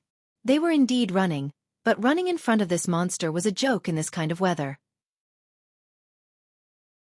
This was a monster that had been modified to the point where it was no longer human. It knew no exhaustion, never gave up, and had absolute defense and attack power. In this kind of environment, running away with their backs facing it was equivalent to seeking death. The woman narrowed her eyes, which were so creepy and chilling. She looked at the metal monster that was getting closer and closer. Her dark face was abnormally pale and even a little blue. She looked extremely weak. In such a state, no one could tell that she was a top master in the dark world. Black pupil from the Wang family of Beihai. Within the Wang family of Beihai, which was full of experts and had a deep foundation, her strength might not be at the top, but she was very close to it. An expert who was extremely close to the half-step invincible realm, even if there was no room for improvement, would be the top existence in any superpower. Energy. A deep voice suddenly sounded, calm and hoarse. A middle-aged man who looked like he was in his 40s stood on the other side of Wang Xianxia. From his position, he was even a little closer to Wang Xianxia and Black Pupil. That was the position where he could withstand the most attacks and fight back first. Once the battle broke out, he could minimize the attacks on the two people behind him. The man was a little short and fat. The expression on his round face was calm, but there seemed to be lightning flashing in the depths of his eyes. He looked calm and intense. Closer. Closer and closer. In the heavy rain, the metal armor on the metal monster that was rushing toward them had begun to deform slightly. Almost in the blink of an eye, it changed from the charging form to the fighting form. The muzzle on the shoulder, the saber on the arm, and the gun barrel on the finger were exposed one by one. 50 meters. 30 meters. The rain hit the armor crazily. The armor made of special alloy shone with a cold and sharp light, with a smell of death. 20 meters. The man suddenly reached out and whispered, "Young master, the sword." Without hesitation, Xianxia directly threw the broad-bladed heavy sword that weighed more than 50 kilograms to the middle-aged man in front of him. The sword was named Firmament. The middle-aged man's code name in the Wang family of Beihai was also Firmament. It was not a coincidence that he had the same name as the sword. Wang Xianxiao, who had the wind and thunder veins, held the Firmament sword, and Firmament himself was Wang Xianxiao's guardian since childhood. He was the top expert of the half-step invincible realm. Even in the Wang family of Beihai, in terms of combat capability, Firmament could be ranked in the top 5. The heavy great sword slashed through the air, bringing with it a dull whistling sound. Firmament's fingers bent slightly. In the airflow, the sword hilt fell directly into his hand. In an instant, Firmament's eyes stood up, and the lightning flashing in the depths of his eyes burst out without reservation. Firmament held the firmament. The rain all over the sky suddenly quieted down. The pseudo-domain of the superior of the half-step invincible realm spread out in an instant. An extremely violent sword intent suddenly burst out from the sword tip of Firmament and rushed straight into the sky. After the metal monster put on the armor, his body, which weighed at least 1,000 kilograms, suddenly slowed down in the pseudo-domain. But the weapons on his body were completely ready for battle. The heavy rain all over the sky stopped for a moment and then became violent in an instant. The crazy raindrops gathered in front of Firmament without any pattern. The dazzling lightning burst out from his body and mixed with the rain, directly forming a huge waterball with lightning flashing and expanding in front of the 3 people. At the same time, all the weapons on the metal monster were aimed at Firmament and the other 2 people. Boom! In the dull roar, the huge body of the metal monster paused. The armor on both sides of his legs and arms suddenly emitted a large amount of gas. Under the full operation of the thrusters, his whole body completely ignored Firmament's pseudo-domain and completely approached the water ball that enveloped the 3 people. Fierce gunshots suddenly rang out. On the metal monster's gloves, every gun barrel was madly spitting out tongues of fire. The rain-like bullets splashed on the water ball around Firmament, bringing a large amount of ripples with lightning. His 2 arm blades had directly pierced into the water ball under the huge force. This was a confrontation between technology and force. There was no communication, no testing. The moment the 2 sides approached each other, they went all out to fight to the death. The swollen water ball suddenly shrank the moment the arm blades pierced it, and then it expanded again. A soft but irresistible force pushed the huge body of the metal monster back more than 10 meters. Dense bullets rang through the forest. Firmament took a step forward with a heavy sword in his hand. The sword of Holy Path from the Wang family of Beihai. Without a sound, the whole forest became a world of pure lightning and water. The condensed sword intent instantly burst out in the most thorough and crazy way. This was a sword that completely disregarded any consequences. It pressed forward and swept everything in its path. The air was clearly twisted into ripples visible to the naked eye. With the lightning and water, the completely explosive power spread in all directions with Firmament as the center. Lightning shot and water filled the air. In the surging sword intent, the armor on the metal monster's body gradually deformed, and his body kept retreating. The air ripples full of water and lightning hit him again and then swept into the distance, destroying everything around him. After a moment that seemed to last for an eternity, everything in the area of hundreds of meters around Firmament turned into dust. All the grass and trees had completely disappeared. The ground mixed with the rain became unprecedentedly smooth and flat. Standing on the mirror-like ground, Firmament took another step forward. Blood flowed down from the corner of his mouth, but his eyes became more and more excited. He raised the huge sword slightly, and the second sword strike was about to cut the sky and the earth.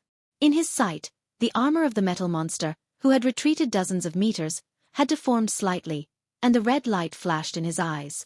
Firmament moved forward. He also took a step forward. No fear, no pain, no fatigue. This was the highest achievement of East Island in transforming people, and also the most terrifying war machine. Wang Xianxiao had already turned around and retreated with black pupil. They had experienced similar scenes several times in 5 days. In terms of strength, the metal monster with the codename Captain was definitely no match for Firmament. But it was one thing to beat him, and it was another thing to kill him. Captain, who was wrapped in armor, didn't need anything at all. Even if Firmament, a superior a half-step to invincible realm, attacked with all his strength, he could only deform the armor. The armor was made of special alloy, And with some anti-impact materials, Captain in this state could be said to be a real combination of attack and defense. Under the invincible realm, there were many people who could defeat him, but almost no one could kill him in a short time. He was a pure monster. After Xianxia went missing, Firmament and Black Pupil went to East Island to rescue him. But no one expected that Xianxia met this monster. The two met Xianxia 5 days ago, and the change was not big. Before, Xianxia was being hunted alone, but now, the three of them were being hunted together. Firmament and Black Pupil brought a lot of supplies and news from Jianghu State. After all, Firmament was a superior half-step to Invincible Realm. Even if he couldn't kill Captain, his extreme outburst could completely suppress him and consume most of his energy. So, after the three of them gathered together, facing Captain's pursuit, there was no danger. But being chased for hundreds of kilometers, even if there was no danger, it was still a pain in the ass. The heavy sword blade was raised. Firmament didn't look back, but his sharp eyes were filled with extreme determination. They were less than 50 kilometers away from Changdao. After entering Changdao, they could gather with the elites of Jianghu State as soon as possible. Under normal circumstances, the 50 kilometers was enough for Captain to replenish his energy and chase again. But now, Firmament calmly took a deep breath. He drew back his arm that was holding the sword. Looking at Captain who was rushing toward him again, he suddenly raised his arm and held the sword to the sky. Boom! The air was shaking crazily, and the loud sound was like thunder, echoing fiercely in the walls of the air. The rolling thunder spread through the whole forest. A ball of dazzling lightning lit up on the blade of the giant sword and rushed to the sky. The amazing lightning was blooming in the high sky. For a moment, the sky was completely mysterious and dangerous deep blue. There was no lightning in the air, or in other words, the whole space turned into lightning. The deep blue space that filled everyone's sight fell rapidly from the high sky, as if the whole sky was directly pressed down, with a strong sense of destruction. The sword that destroyed the world. The sword that shook the world. Although this strike was still in the scope of a half-step to Invincible Realm, it was infinitely close to the mysterious Invincible Realm. All his physical strength was almost sucked out in an instant. All his physical strength, all his sword intent, and the ultimate pseudo-domain. Firmament's eyes became crazy and scarlet, and thick blood flowed down the corner of his mouth. The sword strike that was almost beyond his ability didn't cover the captain's huge body, but he was already seriously injured. The man and the sword became one, and the sword became one with heaven and earth. Heavenly sword of the Wang family of Beihai. The captain's movements suddenly stopped.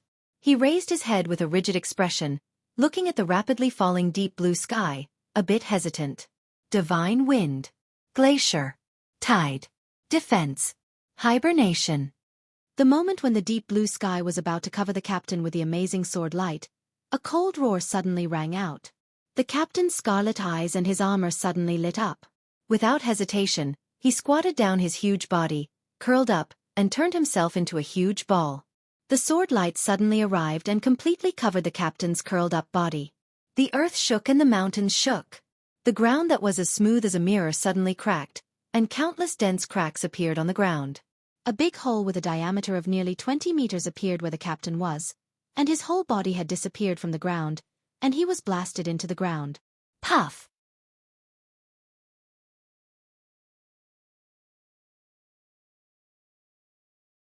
But about 8 years ago, after the two failed to reach the Invincible Realm before the age of 40, they were both disheartened.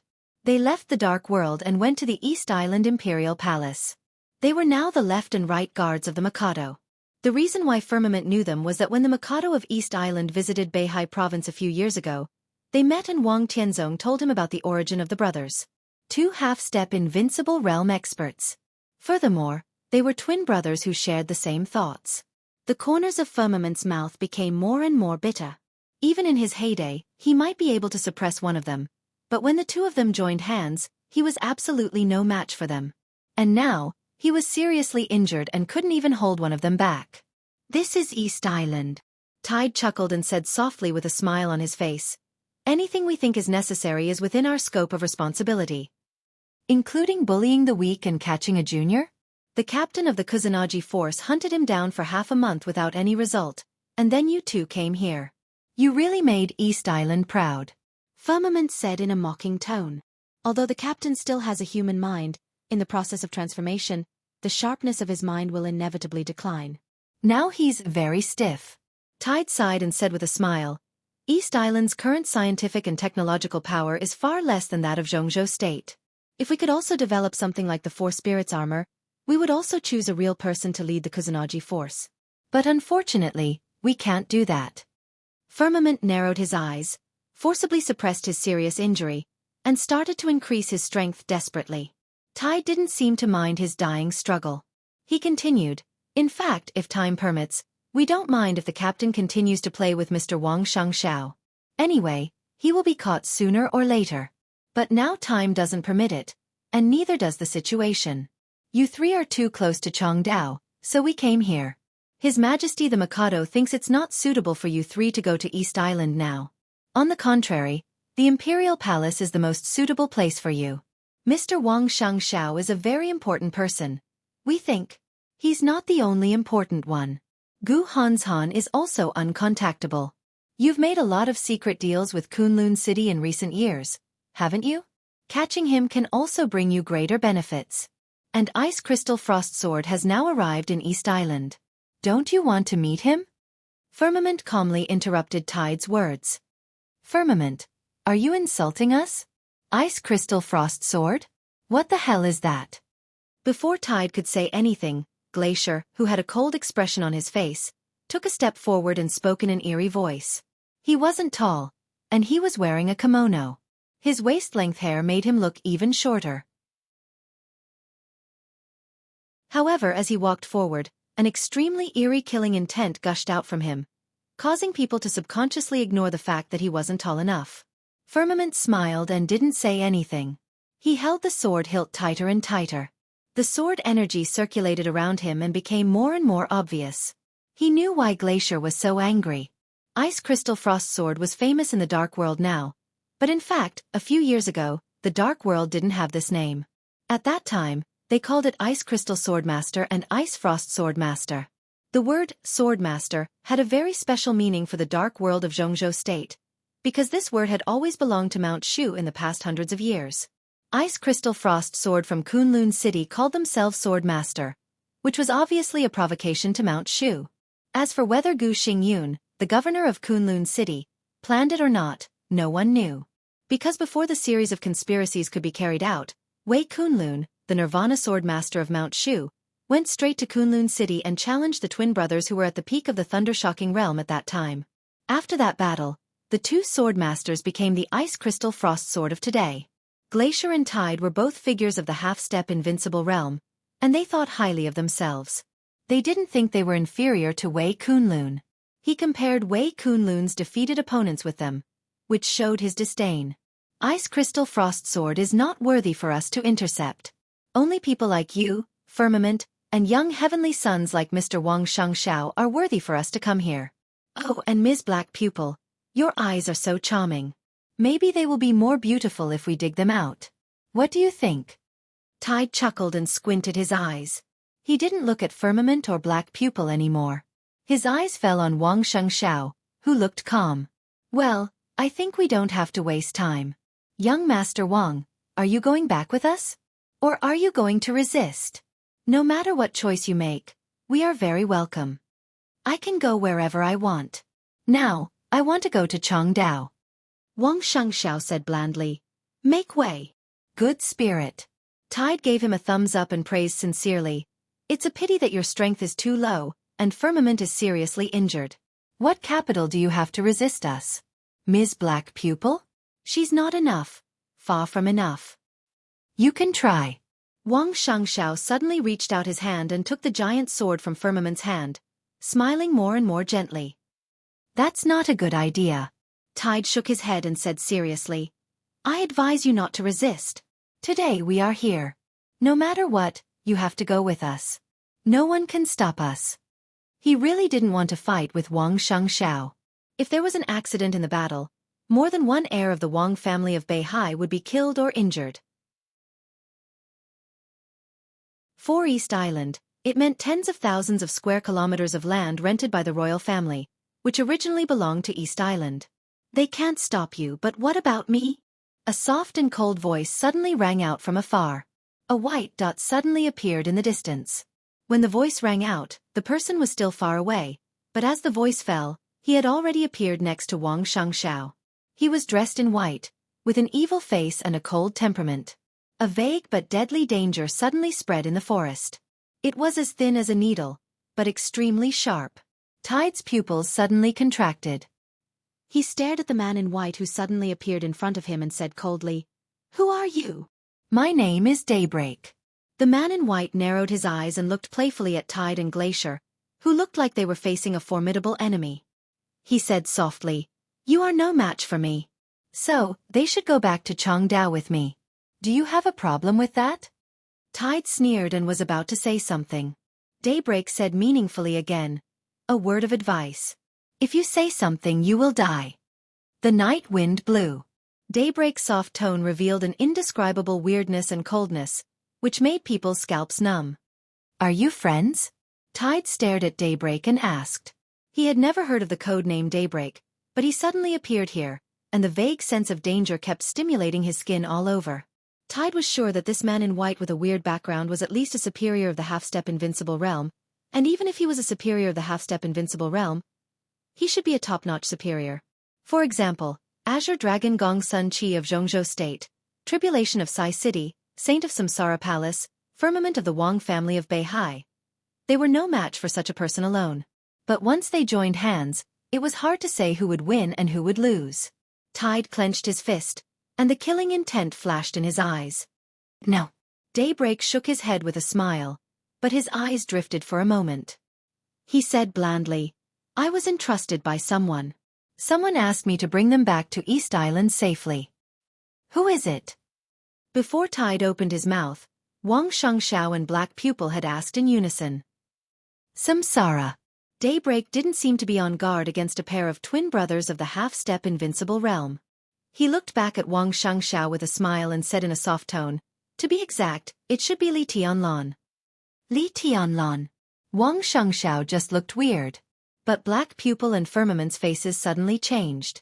Vaguely, they knew that there seemed to be another knot between Li Tianlan and the Wang family of Beihai. Everyone had a reason to save the elites of Zhongzhou State who were in East Island, except for Li Tianlan. "Oh, Li Tianlan," Tide nodded. "He's a very important person.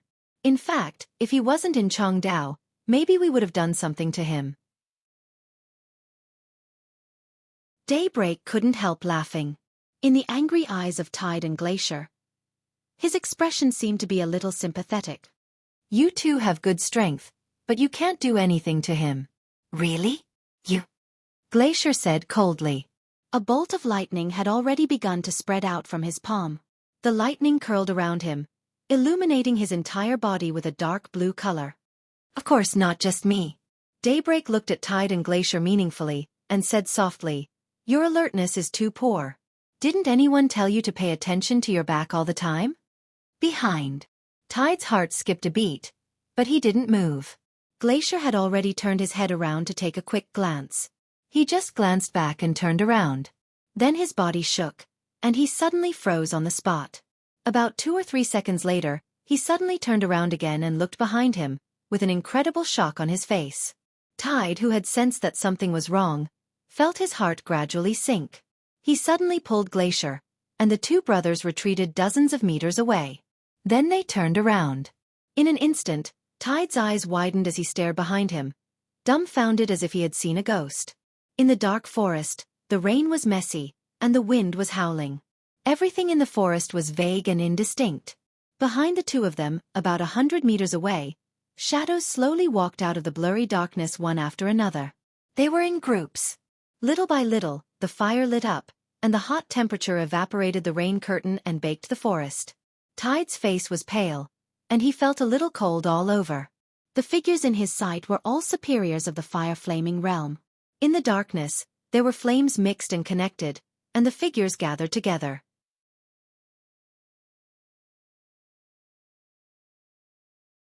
Chapter 190. Once the chaos started, it obviously wouldn't stop in a short time. More and more superiors entered Changdao from different channels. The surprise attack on the outer defense line of Changdao on the first day wasn't the end.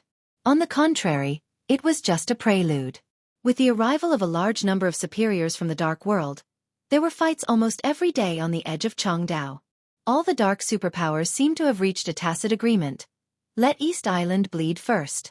Even if a large number of elites from East Island were trapped in Jianghu state. Even all the dark superpowers in the world started to gather in Changdao. But it was undeniable that this was still East Island's home ground.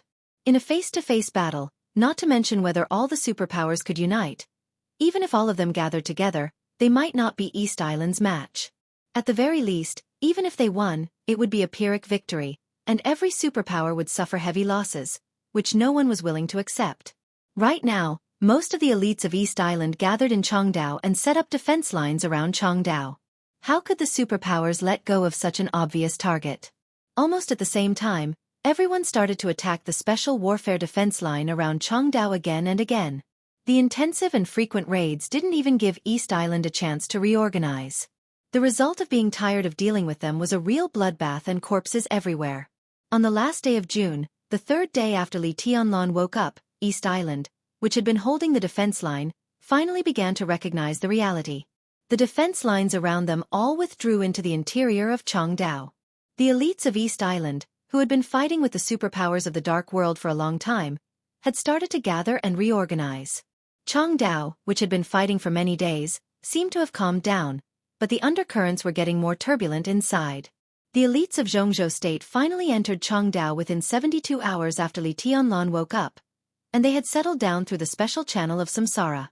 Led by the Azure Dragon of Jianghu state, Gong Sun Qi, 600 elites of Jianghu state had also arrived in Changdao. East Island might have noticed it, or maybe not. But from the beginning to the end, since the dark superpowers entered Changdao, East Island had been silent. The silent undercurrent was surging in Changdao. Every minute and every second, the city seemed to become more and more depressed. A great battle was imminent, and it could erupt at any moment.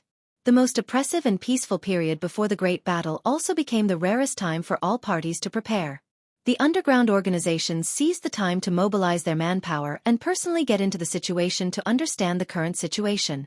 The elites of Jianghu state were recuperating. The first batch of Jianghu state elites that entered East Island had nearly 2,000 people. After all of them arrived in Changdao, including the second batch of 600 elites, the total number of people was still nearly 2,000, and a lot of them were wounded, which showed how fierce the journey was.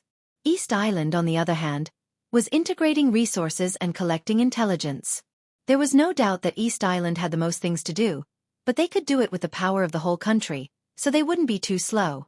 In the current situation, no matter which side was ready for the war, the Battle of Changdao that the whole Dark World was looking forward to would break out completely. Therefore, everyone was very anxious. Li Tianlan was in a hurry to recover. Since he entered Changdao, this could be said to be the most peaceful period. After his accumulated injuries broke out completely in the Battle of Zhongjing, he had fallen into an unprecedentedly weak state. It had been nearly a week since the Battle of Zhongjing. Many wounds on Li Tianlan's body had healed, but the recovery speed of his internal injuries wasn't ideal. The huge vitality in the immortality potion could make him recover much faster than others. Together with the daily routine treatment, he only recovered less than half of his injuries in nearly a week. Li Tianlan was very clear about his current injuries. If he wanted to recover completely, it would take at least half a month, or even 20 days. The general trend couldn't be changed by his will. Now Li Tianlan could only hope that the final battle could come later, the later the better. The rainstorm that swept the whole of East Island hit Changdao 3 days ago. The crazy rain and the fierce wind raged between heaven and earth. It was midsummer, but there was no heat, so the whole courtyard was slightly cold and cool. In the antique pavilion, Li Tianlan stood quietly, looking down at the clear pool that was disturbed by the rain, with a gentle and calm expression. This was the only water feature in this courtyard. In front of the door of the villa in the center of the courtyard, there was a pool with a diameter of about 20 or 30 meters. The pool was deep, and there were hundreds of ornamental fish of different colors inside. The rainstorm fell messily in the clear pool, and the fish under the water kept surfacing and diving. The whole pool was shaking, full of ripples, but it couldn't turn over, just like Li Tianlan's ambition and desire that couldn't be stopped. The whistling wind took away the last remaining warmth in the pavilion. Li Tianlan, who wore a thin windbreaker, wrapped the lapels of his clothes and then stopped moving. In front of him was the pool, and behind him were tables and chairs. There was a pot of tea on the light brown marble table, and a few teacups were scattered on the table. There were a lot of cigarette butts in the ashtray in the middle. It seemed that not long ago, many people had a conversation in the pavilion. But no one knew how long the conversation had ended. The smoke in the pavilion drifted away, and the tea was completely cold. Li Tianlan stood quietly. His heart was restless with the wind and rain, but he looked calmer and gentler on the surface. Another group of fish jumped out of the water and then fell back down. Li Tianlan's eyes, which were very focused most of the time, gradually became unfocused, as if he was in a trance. For the past few days, he had been healing his wounds, and he was also waiting for the opportunity that he didn't know would appear. It had been almost a month since he came to East Island. Fighting, blood, corpses, storms, fires, and thunder filled Li Tianlan's mind. But Li Tianlan still didn't understand the meaning of all this. Jianghu State and Samsara cooperated, and this plan could be described as a national effort, and they were still investing. East Island special warfare elites were killed and injured, and Jianghu State also paid a big price. But what was the meaning behind all these battles? They killed people, but this was East Island. If East Island didn't perish, what was the point of killing some special warfare elites? Jianghu State and Samsara wanted the right to speak in the dark world of East Island. But now no matter how he looked at it, Li Tianlan didn't see any possibility of yielding. Why did Jianghu State think that after this battle, these resources and territories of East Island would belong to them? Horsewoman said he would see the answer soon. But Li Tianlan still had no clue. His mind was a little messy. Li Tianlan's imagination ran wild, and his eyes became more and more unfocused. The storm hit Changdao and the pool in front of him. The weather was always gloomy and dark. Time seemed to stay still, and it was already half the afternoon. At a certain moment, Li Tianlan, who was standing quietly, suddenly focused his eyes. At the same time, a gentle and smiling voice rang out. "This place is nice." Li Tianlan's eyes flickered, and he turned around and said blandly, "It's really nice. You can live here if you like." This yard was the central area of the whole clubhouse. It was built in the mountains, and the clubhouse surrounded by mountains was quiet. In this well-protected yard, the quiet atmosphere was aloof from the world. Up close, there were lush grass, trees, and clear water. From afar, there were undulating mountains. This so-called top-end clubhouse in Changdao did have a kind of charm and style that made people forget the vulgar. This yard was arranged by Duke, and Saint didn't object when he saw it. Living in the most distinguished yard in this clubhouse, Samsara wanted to express something simple and complicated. After the elites of Jianghu State arrived in Changdao, Li Tianlan vaguely understood some subtle meanings. There was only one villa in the yard, but Li Tianlan didn't live alone. Several people from East Emperor Palace and Dongqing Rushi lived here for a few days. But most of the time, they were either meditating or resting and healing. They didn't have much time to talk. It was almost the same as if he was alone. "Forget it for me." The uninvited visitor smiled, and there was a kind of sincere kindness in his smile, which made it hard to tell whether he was sincere or not. "This is what Samsara did to elevate your status. What's the point of me living here?" And he paused, and the smile on his handsome and gentle face was still sincere. He said softly, "If I live here, aren't you afraid that I'll sneak attack and kill you when you're meditating?" "Will you?" Li Tianlan's tone became calmer. "Why not?" Xianxia, who didn't hold an umbrella but was still dry and clean, walked into the pavilion. He smiled softly and said, "From the standpoint of the Wang family of Beihai and myself, if I want to kill you, I don't even need to find a reason, because there are too many reasons." Li Tianlan looked at him with a faint smile, but his eyes were unfathomable and dead. Xianxia broke through the siege and came to the club yesterday. Firmament and Black Pupil, who were seriously injured, followed him. Li Tianlan hadn't seen any of them, but he roughly understood what was going on. Samsara rescued the three of them at the most critical moment through the special channel of its partners. In this respect, the three of them all owed Li Tianlan a big favor, or even a life-saving favor. Xianxia didn't meet Li Tianlan immediately, but he didn't delay too long. After arriving last night and taking a quick rest, the heir of the Wang family of Beihai rushed here as soon as possible. Li Tianlan didn't say a word. He just quietly looked into Wang Xiangxiao's eyes. Wang Xiangxiao was in a very good state of mind. His face was a little pale, but his eyes were full of energy. He wore a very simple and clean light-colored suit and carried a long box in his hand. Although he said he wanted to kill him, he didn't mean to do it at all. And if I want to kill you, maybe I've already done it? Wang Xiangxiao paused for a while and said meaningfully, I'm still alive. Li Tianlan's tone was calm. Facing Wang Xiangxiao, his mind was actually a little complicated. But the conversation in this soft voice was not like a meeting between a brother-in-law and his brother-in-law.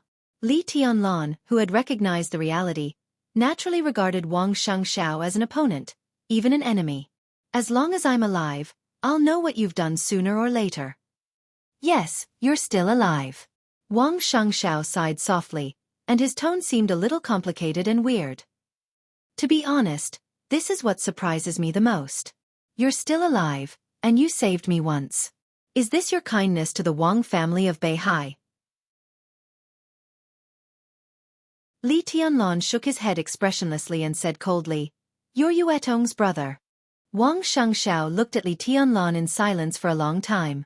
After a long time, he handed the box in his hand to Li Tianlan and said with a smile, There's a little misunderstanding between us. This is my compensation. Nice stuff. Li Tianlan was a little confused. He didn't know what misunderstanding could there be between him and Wang Xiangxiao. He took the box and opened it. An extremely ferocious and weird sniper rifle suddenly appeared in the box. The ferocious body of the gun showed a different kind of delicacy. It was black all over, faintly exuding a kind of scorching and death aura. It looked very familiar. Li Tianlan's pupils shrank. In an instant, cold and sharp killing intent was suddenly released from his body. Good gun. He was silent for a while and said in a cold tone. Of course it was a good gun, and it was a good gun that had almost killed him several times. Grim smile. The grim smile in Heavenly Calamity's hand. For a moment, all kinds of thoughts popped up in Li Tianlan's mind. This is Heavenly Calamity's apology. Wang Xiangxiao said softly, I can fully represent his position. I hope the grievances between you can be resolved for the time being. Take this gun as a gift from him. Heavenly Calamity. Heavenly Calamity, who ranked 5th on the killer list in the Dark World, was from the Wang family of Beihai? The Wang family of Beihai was really full of experts. Li Tianlan sneered in his heart, but his eyes grew colder. He didn't ask about the specific relationship between Heavenly Calamity and the Wang family of Beihai. Some questions were not suitable to be asked. Sometimes, not asking could be considered as having some leeway. He touched the gun casually and directly returned the box to Wang Xiangxiao. He said with a smile, This gun is very powerful. I've seen it myself. But it's too expensive for me to accept. Give it back to him for me. Wang Xiangxiao was obviously stunned for a moment. He looked at Li Tianlan's smiling face seriously, and then at his hand. Li Tianlan's expression didn't change at all. Do you know what you're refusing? Wang Xiangxiao looked at Li Tianlan and asked in a serious tone. Li Tianlan's words and actions were equivalent to refusing the reconciliation of the Wang family of Beihai. How many years has it been since something like this happened? He wants to kill me. Li Tianlan's expression was calm. He smiled and said softly, I'll kill whoever wants to kill me. One gun is not enough. It's not impossible to solve this. I want Heavenly Calamity's head. If he's dead, I'll pretend that this never happened. Looking at Wang Xiangxiao's eyes that suddenly became cold, Li Tianlan continued, Samsara can also pretend that nothing happened. A smile gradually appeared on the corner of Wang Xiangxiao's mouth. His tone seemed to be mixed with cold wind, piercing to the bone. The Wang family of Beihai doesn't accept coercion. Besides, Samsara may not be able to protect you in everything. Li Tianlan agreed and said straightforwardly, We don't see eye to eye. That's it. He turned around and walked directly out of the pavilion. Decisive, straightforward, and indifferent. Wait. The corner of Wang Xiangxiao's eyes suddenly jumped. He gritted his teeth. Obviously, such a scene was somewhat embarrassing for the Wang family of Beihai, which had always been strong. Wang Xiangxiao's expression was also a little unnatural. But thinking of Li Tianlan's life-saving grace, he took a deep breath and said in a low voice, "Can't this be discussed?" Li Tianlan's footsteps paused slightly. "Yes," he said indifferently, "heavenly calamity killed me twice. I don't want his broken spear. Either he dies, or he works for me for 2 years. This price is really high."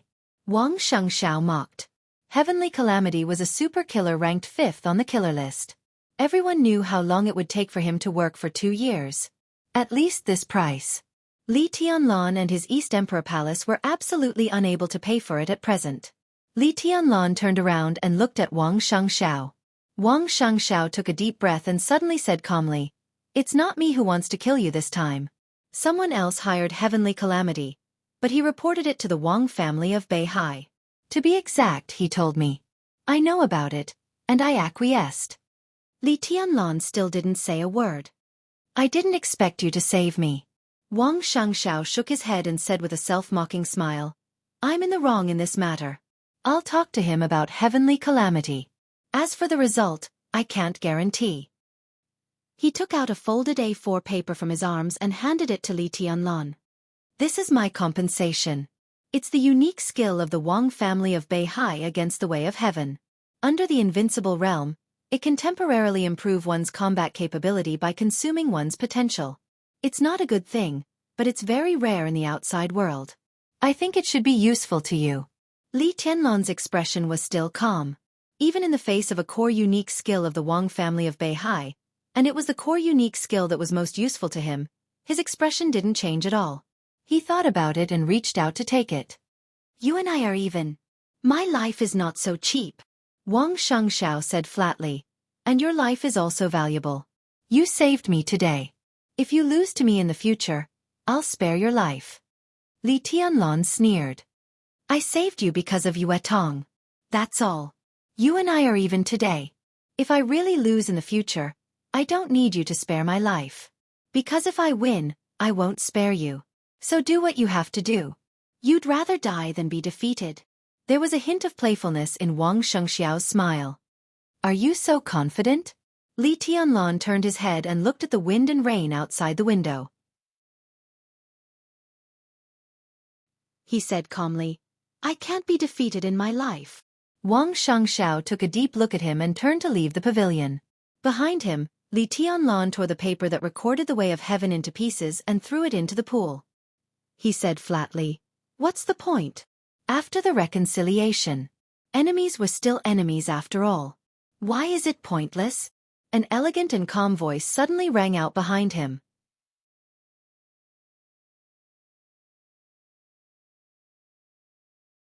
Chapter 191.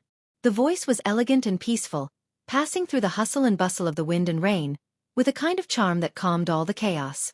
The rainstorm cleared the pond. But it suddenly quieted down in the pavilion. The paper fragments that recorded the unique skills of the Wang family flew to every corner of the courtyard with the wind. Li Tianlan turned around calmly and looked at the figure that quietly appeared in the pavilion. He asked with slight confusion, "You are?" The man who appeared alone in front of Li Tianlan should be regarded as a young man, no more than 40 years old at most. He had very capable short hair and tight skin. His appearance was not particularly handsome, but he had a strong sense of firmness and toughness. Judging from his appearance, people would believe that he was in his 20s, but his eyes quietly revealed something else. It was a pair of eyes that was completely opposite to his temperament. They were gentle and soft, without any sharpness, but full of hardships. A very special man, and also a very contradictory man. Li Tianlan narrowed his eyes slightly and looked at his slightly smiling face, remaining calm and collected.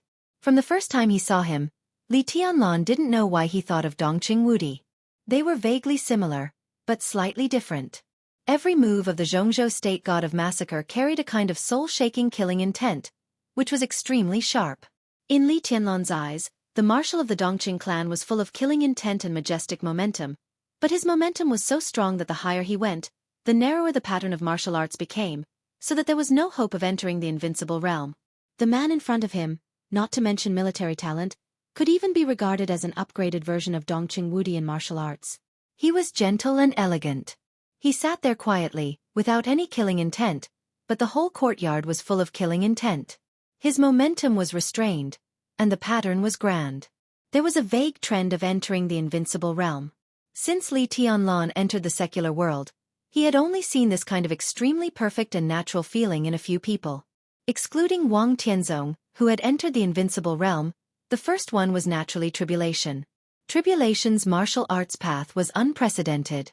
After the completion of martial arts, he did not enter the invincible realm, so he could only rely on himself to continue to explore. The second one was Saint of Samsara. It was basically a matter of time for him to enter the invincible realm. The third one was the one in front of him. In terms of the perfection of martial arts momentum, he gave Li Tianlan the feeling that he was even slightly above Tribulation and Saint. An expert of the invincible realm? Li Tianlan's heart shook, but he looked calmer on the surface. A man dressed in casual clothes casually sat on the stone table. With a slight wave of his hand, a flame lit up and the tea on the table was instantly heated up. "Did you have a guest before? And the boy from the Wang family of Beihai? You are a busy man now. Do you treat everyone who comes to see you like this?" He narrowed his eyes and chuckled. "Vigilant, on guard, and ready to strike at any time? Sir is different from them." Li Tianlan stood where he was and said calmly, "I don't think there's anything here that's worth the patronage of an invincible realm expert." The man with a gentle aura was obviously stunned. A trace of sadness flashed across his eyes, and then he smiled and said, "I'm not an invincible realm expert." Li Tianlan was both embarrassed and confused. The consummation of martial arts was naturally his personal feeling, which was not authoritative. But the Li family, which had produced 9 generations of invincible realm experts, should not be wrong to have some feelings. Why? The man seemed to know what Li Tianlan was thinking. He shook his head and said calmly, "I had a great chance to enter the invincible realm, but I was injured once, and my martial arts path was broken." He lowered his eyelids, and a trace of coldness flashed in his eyes. Li Tianlan nodded without too much curiosity. The injury could make a genius cut off his invincible realm path, and he knew there must be a lot of secrets. He looked at the man in front of him and asked again, "Then you are Gong Sun Qi?" The man's tone was indifferent and even elegant. "Azure Dragon of Jianghu State." Li Tianlan raised his eyebrows in awe and even a little flattered. He was one of the 4 captains of the most powerful and mysterious terracotta army in Jianghu State, and he was also the first captain. He was currently recognized as the strongest expert under the invincible realm in the dark world. He was absolutely neutral and did not interfere in anything inside Jianghu State. He was always fighting against the outside world. Outside the dark world, he was unknown, whether he was alive or dead. He was a real hero. Li Tianlan knew that Gong Sun Qi was living in the club now, but he didn't think he could have any connection with this kind of person. One was absolutely neutral, and the other was entangled with gratitude and hatred. Their positions were not opposite, but they were diametrically opposite. The biggest connection between them was probably hidden in the same club. At least before just now, Li Tianlan had never thought that Gong Sun Qi would specifically look for him. It was not logical at all. General Gong Sun. Li Tianlan slightly relaxed his body and sat on the stone bench. But after calling him, he really didn't know what to say to the Azure Dragon hidden in the dark, so he just came straight to the point. "General, what can I do for you?" Back to the question just now. Gong Sun Qi sat in a very relaxed way and said with a smile, "I came earlier, so I heard the latter part of your conversation with Wang Xianxia. To be honest, I think he is very sincere. Why do you think it doesn't make sense?" He paused, looked at Li Tianlan meaningfully, and said softly, "Are you hostile to the Wang family of Beihai?" Li Tianlan's heart skipped a beat, but his expression was still calm. Hostile to the Wang family of Beihai? Whether there was or not, it was not a topic that could be told to outsiders. He lowered his head. And it was not a matter of whether he was hostile to the Wang family of Beihai, but whether the Wang family of Beihai had the intention to kill him. This time, Wang Xianxiao could acquiesce that Heavenly Calamity accepted the task to kill him. What would happen next time? Such a reconciliation seemed to be sincere, but in fact, it was to stabilize him. In fact, it was of no use. The next time the Wang family of Beihai thought he deserved to die, they would not give in because of today's reconciliation.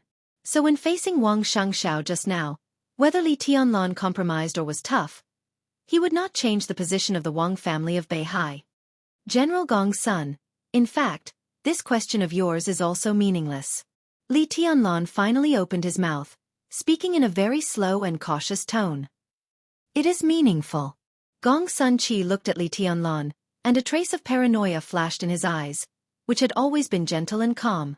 The hidden killing intent in all directions was slowly condensing. For a moment, the sound of rain and wind faded away, and the whole pavilion was quiet. The unique skill of the Wang family of Beihai, against the way of heaven, should be the unique skill you need the most now, right? It can temporarily improve the combat capability of a whole realm. Although the price is not small, it can save your life at a critical moment. Isn't it meaningful for you? Li Tianlan was silent. Against the way of heaven was indeed the unique skill he needed the most. A unique skill that could help him enter the thunder-shocking realm, even if it was only one strike, was enough for Li Tianlan to face most situations with confidence. But Wang Xianxiao's movements were a little slow. The current against the way of heaven was completely a piece of waste paper for him. At most, it could play a little role in concealment. Moreover, he was actually in the ice-condensing realm, and now it was already his limit to control the strength of the fire-flaming realm. If he used against the way of heaven again in the fire-flaming realm, even if the price was smaller than the price he paid to restore the thunder-shocking realm, how much smaller could it be? Li Tianlan shook his head subconsciously and looked at Gong Sun Qi, who seemed to be quietly drinking tea in front of him. Vaguely, he seemed to be able to feel the storm brewing in Gong Sun Qi's heart.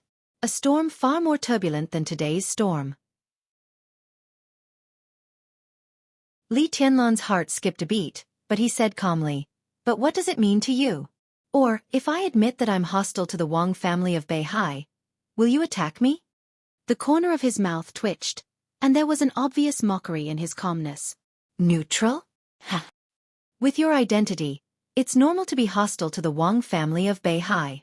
I just want to remind you that as long as it's beneficial to you, even if it comes from the enemy, you can still use it. Some persistence is ridiculous in the dark world. Gong Sun Qi's tone was indifferent, but under the indifferent appearance, the storm that was about to rise became more and more obvious. Identity? Identity! Gong Sun Qi narrowed his eyes and looked at Li Tianlan.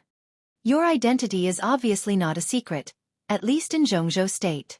After the battle between Gu Xingyun and the master of Samsara Palace, the speculation about you can basically be confirmed.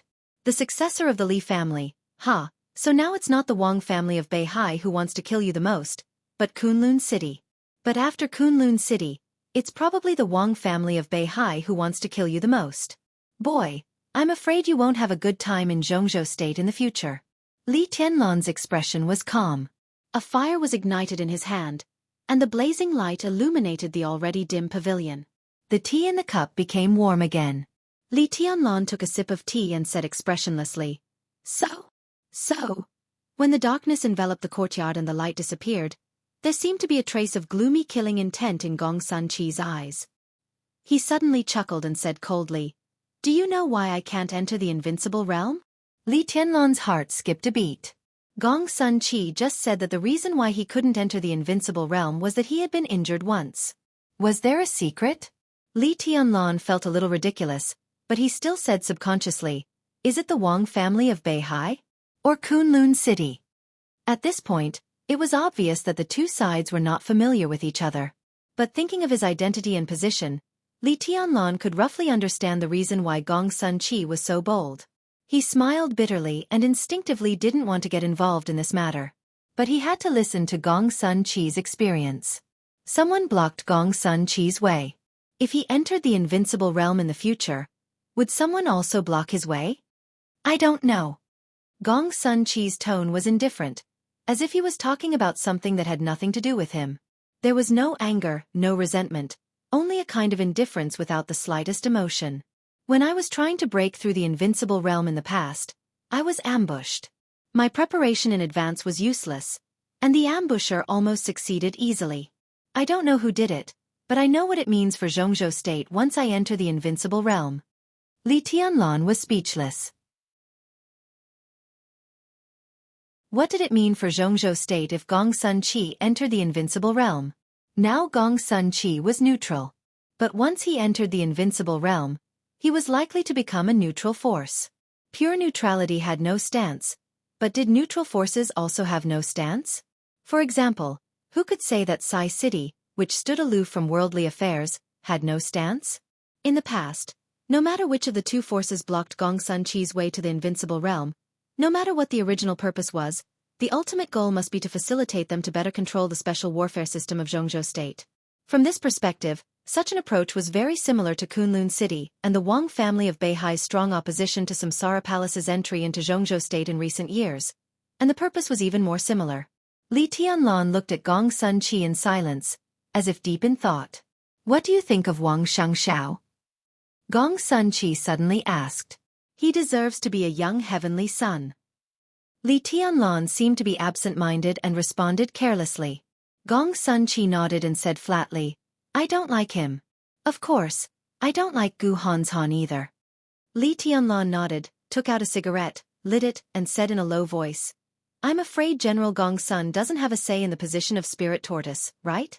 It's an internal affair of Jianghu state. It's also an internal affair of the Terracotta Army. If my words can't be used as a reference, what's the point of me being the captain, and the first captain at that? Gongsun Chi looked at Li Tianlan with a smile. You know this, which means you've been paying attention. I might as well tell you that Jiang Shangyu was seriously injured in East Island for some reason, and now he has secretly sneaked back to Jianghu state. He's out of the competition in advance this time. So if you want Gu Hanzhan and Wang Xiangxiao to be out of the competition, the Battle of Changdao is a good opportunity. Li Tianlan, how about I find an opportunity to put you on the stage? Your realm is low, but your combat capability is good. The operation space is small, but it's not impossible. Hee. Li Tianlan took a drag on the cigarette and looked at Gongsun Chi with a faint smile. Is this a deal? Gongsun Chi used his influence to stop Gu Hanzhan and Wang Xiangxiao, and as a price, he had to stand on the stage to compete with the two young heavenly sons and bear the attacks of the Wang family of Beihai and Kunlun City.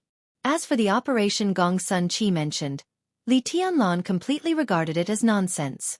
Gongsun Chi didn't like Gu Hanzhan and Wang Xiangxiao, and he might not like Li Tianlan. Putting Li Tianlan on the stage was just to attract fire. When everything was almost done, maybe Gongsun Chi would take out his real candidate. At this moment, Gongsun Chi was still calm, but Li Tianlan vaguely sensed a storm-like ambition. If you say so, then so be it. Gongsun Chi chuckled and said meaningfully, Li Tianlan, don't think too highly of neutrality. The Terracotta Army is indeed neutral, but such neutrality is required by the higher-ups, not something we are willing to keep silent about. This is the rule. Do you understand? As for some things outside the rule, as long as we don't go too far like Jiangshan, the higher-ups won't care too much about it. In the night rain. His voice seemed to have an indescribable temptation. If this cooperation goes well, I'm afraid there will be many opportunities for us to cooperate in the future. You should consider my proposal. Sorry. Li Tianlan said indifferently, I'm not interested. You're really not interested? Gongsun Chi looked at Li Tianlan with playful eyes. Li Tianlan sneered and said nothing. Not interested? How could it be possible? However, he knew very well that now was not the time for him to be interested in these things. For Gu Hanzhan and Wang Xiangxiao, the position of the four spirits in Jianghu state was the best shortcut to become the god of war in Jianghu state. If he competed for this position with his own identity, even if his realm was low and his combat capability was low, it was enough to make the higher-ups consider it seriously, and even cause great vigilance and uneasiness of Kunlun City and the Wang family of Beihai. Not to mention whether he could sit in this position or not. Even if he did, it was tantamount to courting death. The current opportunity was indeed good, but the timing was not right. And Li Tianlan glanced at Gongsun Chi. They were neither relatives nor friends, and they had just met for the first time. Why would Gongsun Chi help him? Purely using himself to attract the firepower should be the most appropriate. Not interested. Li Tianlan said flatly, if General Gongsun is here for this, then I'm sorry to disappoint you. He stood up and was about to leave. There's one more thing. Gongsun Chi's expression was calm, and no one could tell whether he was happy or angry, disappointed or not. Li Tianlan frowned slightly and didn't speak. Before I came to East Island, Someone asked me to bring you a message. I owed this person a big favor back then, so I had to bring this message. Gong Sun Chi said in a low voice.